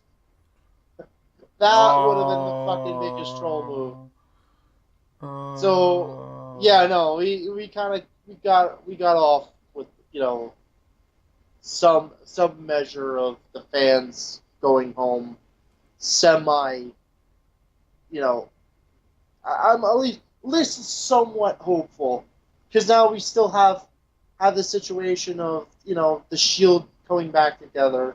Spoilers for Raw if you haven't seen it. But I'm hoping, and you know how you were saying that you were hoping that Roman and Authors of Pain. Well, now I have another sincere hope.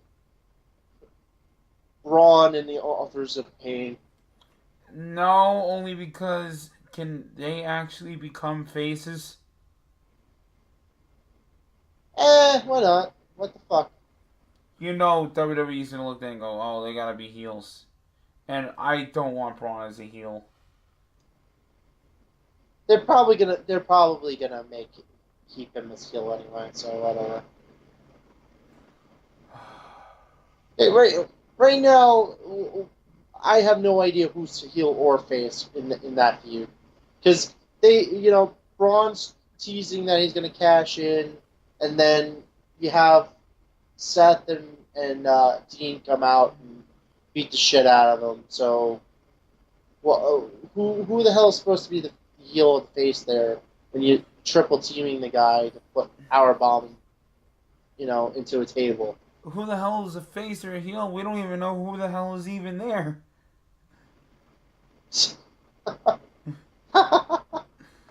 That's the game. That's the game.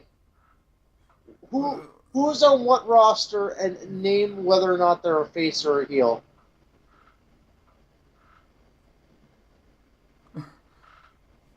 Who's Your on Raw? silence tells me everything. Your silence tells me everything. Who's on Raw? What's on SmackDown? I don't know. Is on 205 Live. Oh my God! What is this? A fucking Abbott and Costello skit? Oh man, I'm putting on my No, old it's man literally glasses. an Abbott and Costello skit. Who's who's on first? What's on second? I don't know who's on Oh my third. God! Oh fuck. But overall, what do you rate SummerSlam? It's a B. I say B minus. I feel like it's solid enough, and Or maybe it's just a B. on par with the NXT Takeover, and just in terms of there were a lot of matches that were entertaining, and again, the main event is kind of a what the fuck, why tease that if you're not gonna go full on, they shouldn't have done that at all. They did that so the crowd wouldn't go home. Yeah. Just they couldn't politely ask them to stay.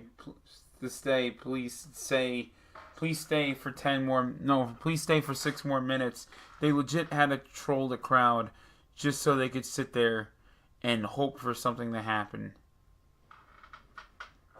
I mean, that's kind of what they did with the NXT Takeover at the end, where they're like, "Oh, it's over, the match is over, but Ciampa's gonna stay in the Titantron area for a weirdly undisclosed amount of time and just stare like he's gonna go over and jerk Gargano off." So yeah. what's going on here? Yeah, it's basically the same situation. Right. Overall, it wasn't a bad pay-per-view, SummerSlam, and I feel like they put a little bit more effort into this than they have normally. So Yeah. kudos. Yep. Kudos for not fucking it up. Yep. And with that said, thank you all very much for tuning in to this edition of AM Thunder.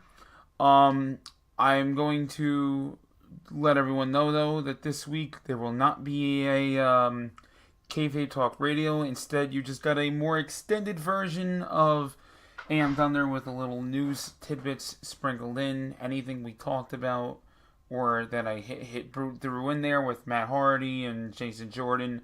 I did that all on purpose. I did that all as slight segues, just incorporate the news a little bit. But for the most part, that's really all it was this week. It was mostly just anything that came out of NXT, SummerSlam, and then of course we'll talk about the stuff going on with Raw and SmackDown and whatnot. At another point. Because a lot of stuff now is just going to be building up toward Hell in a Cell anyway, so that's that. But we will have a normal episode next week, on the download. I don't think there's any pay-per-view coming up this coming week, but I do know next Saturday already is All In, so that came quick. Yeah, and we'll definitely have a KTR, an AM Thunder for that. So stay tuned for that. And,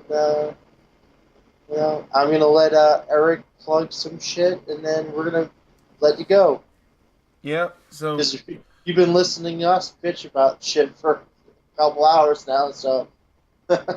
Yeah, time to get the hell out, So anyway, www.com www.kfabetalkradio.com for all our downloads and stuff. And you can also find our iTunes, Stitcher, and Spreaker links on there. Wow, I'm getting tongue-tied. You fucked up. I fucked up. YouTube is also on there too, or you could just search Kayfabe Talk Radio on YouTube. Please subscribe now. This is the only way you could also hear the full-length edition of AM Thunder. Facebook.com/Kayfabe Talk Radio. You can chat with us there. Check out my Instagram at EricTheRed211. You could check, all the, some of the stuff I posted from this past NXT Takeover Brooklyn on that page. Also, Mr. Bonesaw is on there at PRiley911 on Instagram. But for Twitter, I'm on Twitter at, again, EricTheRed211 and Mr_Bonesaw for all your gripes and complaints on the show. Also, check out my art.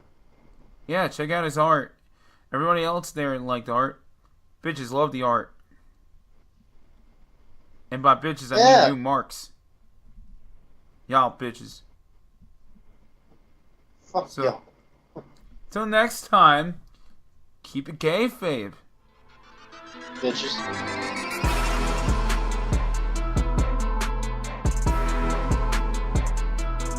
Hey guys, if you're a fan of what you just heard, please go to KayfabeTalkRadio.com, your official source for everything Kayfabe Talk Radio. You can find our links for iTunes, Stitcher, Facebook, which is Facebook.com/Kayfabe Talk Radio, and our YouTube page. Our YouTube page features all live streams of Kayfabe Talk Radio weekly episodes, AM Thunder, which is our pay-per-view review show, as well as custom-made montages of pro wrestlers, mostly from New Japan Pro Wrestling and Ring of Honor. Till next time, keep it kayfabe, bitches.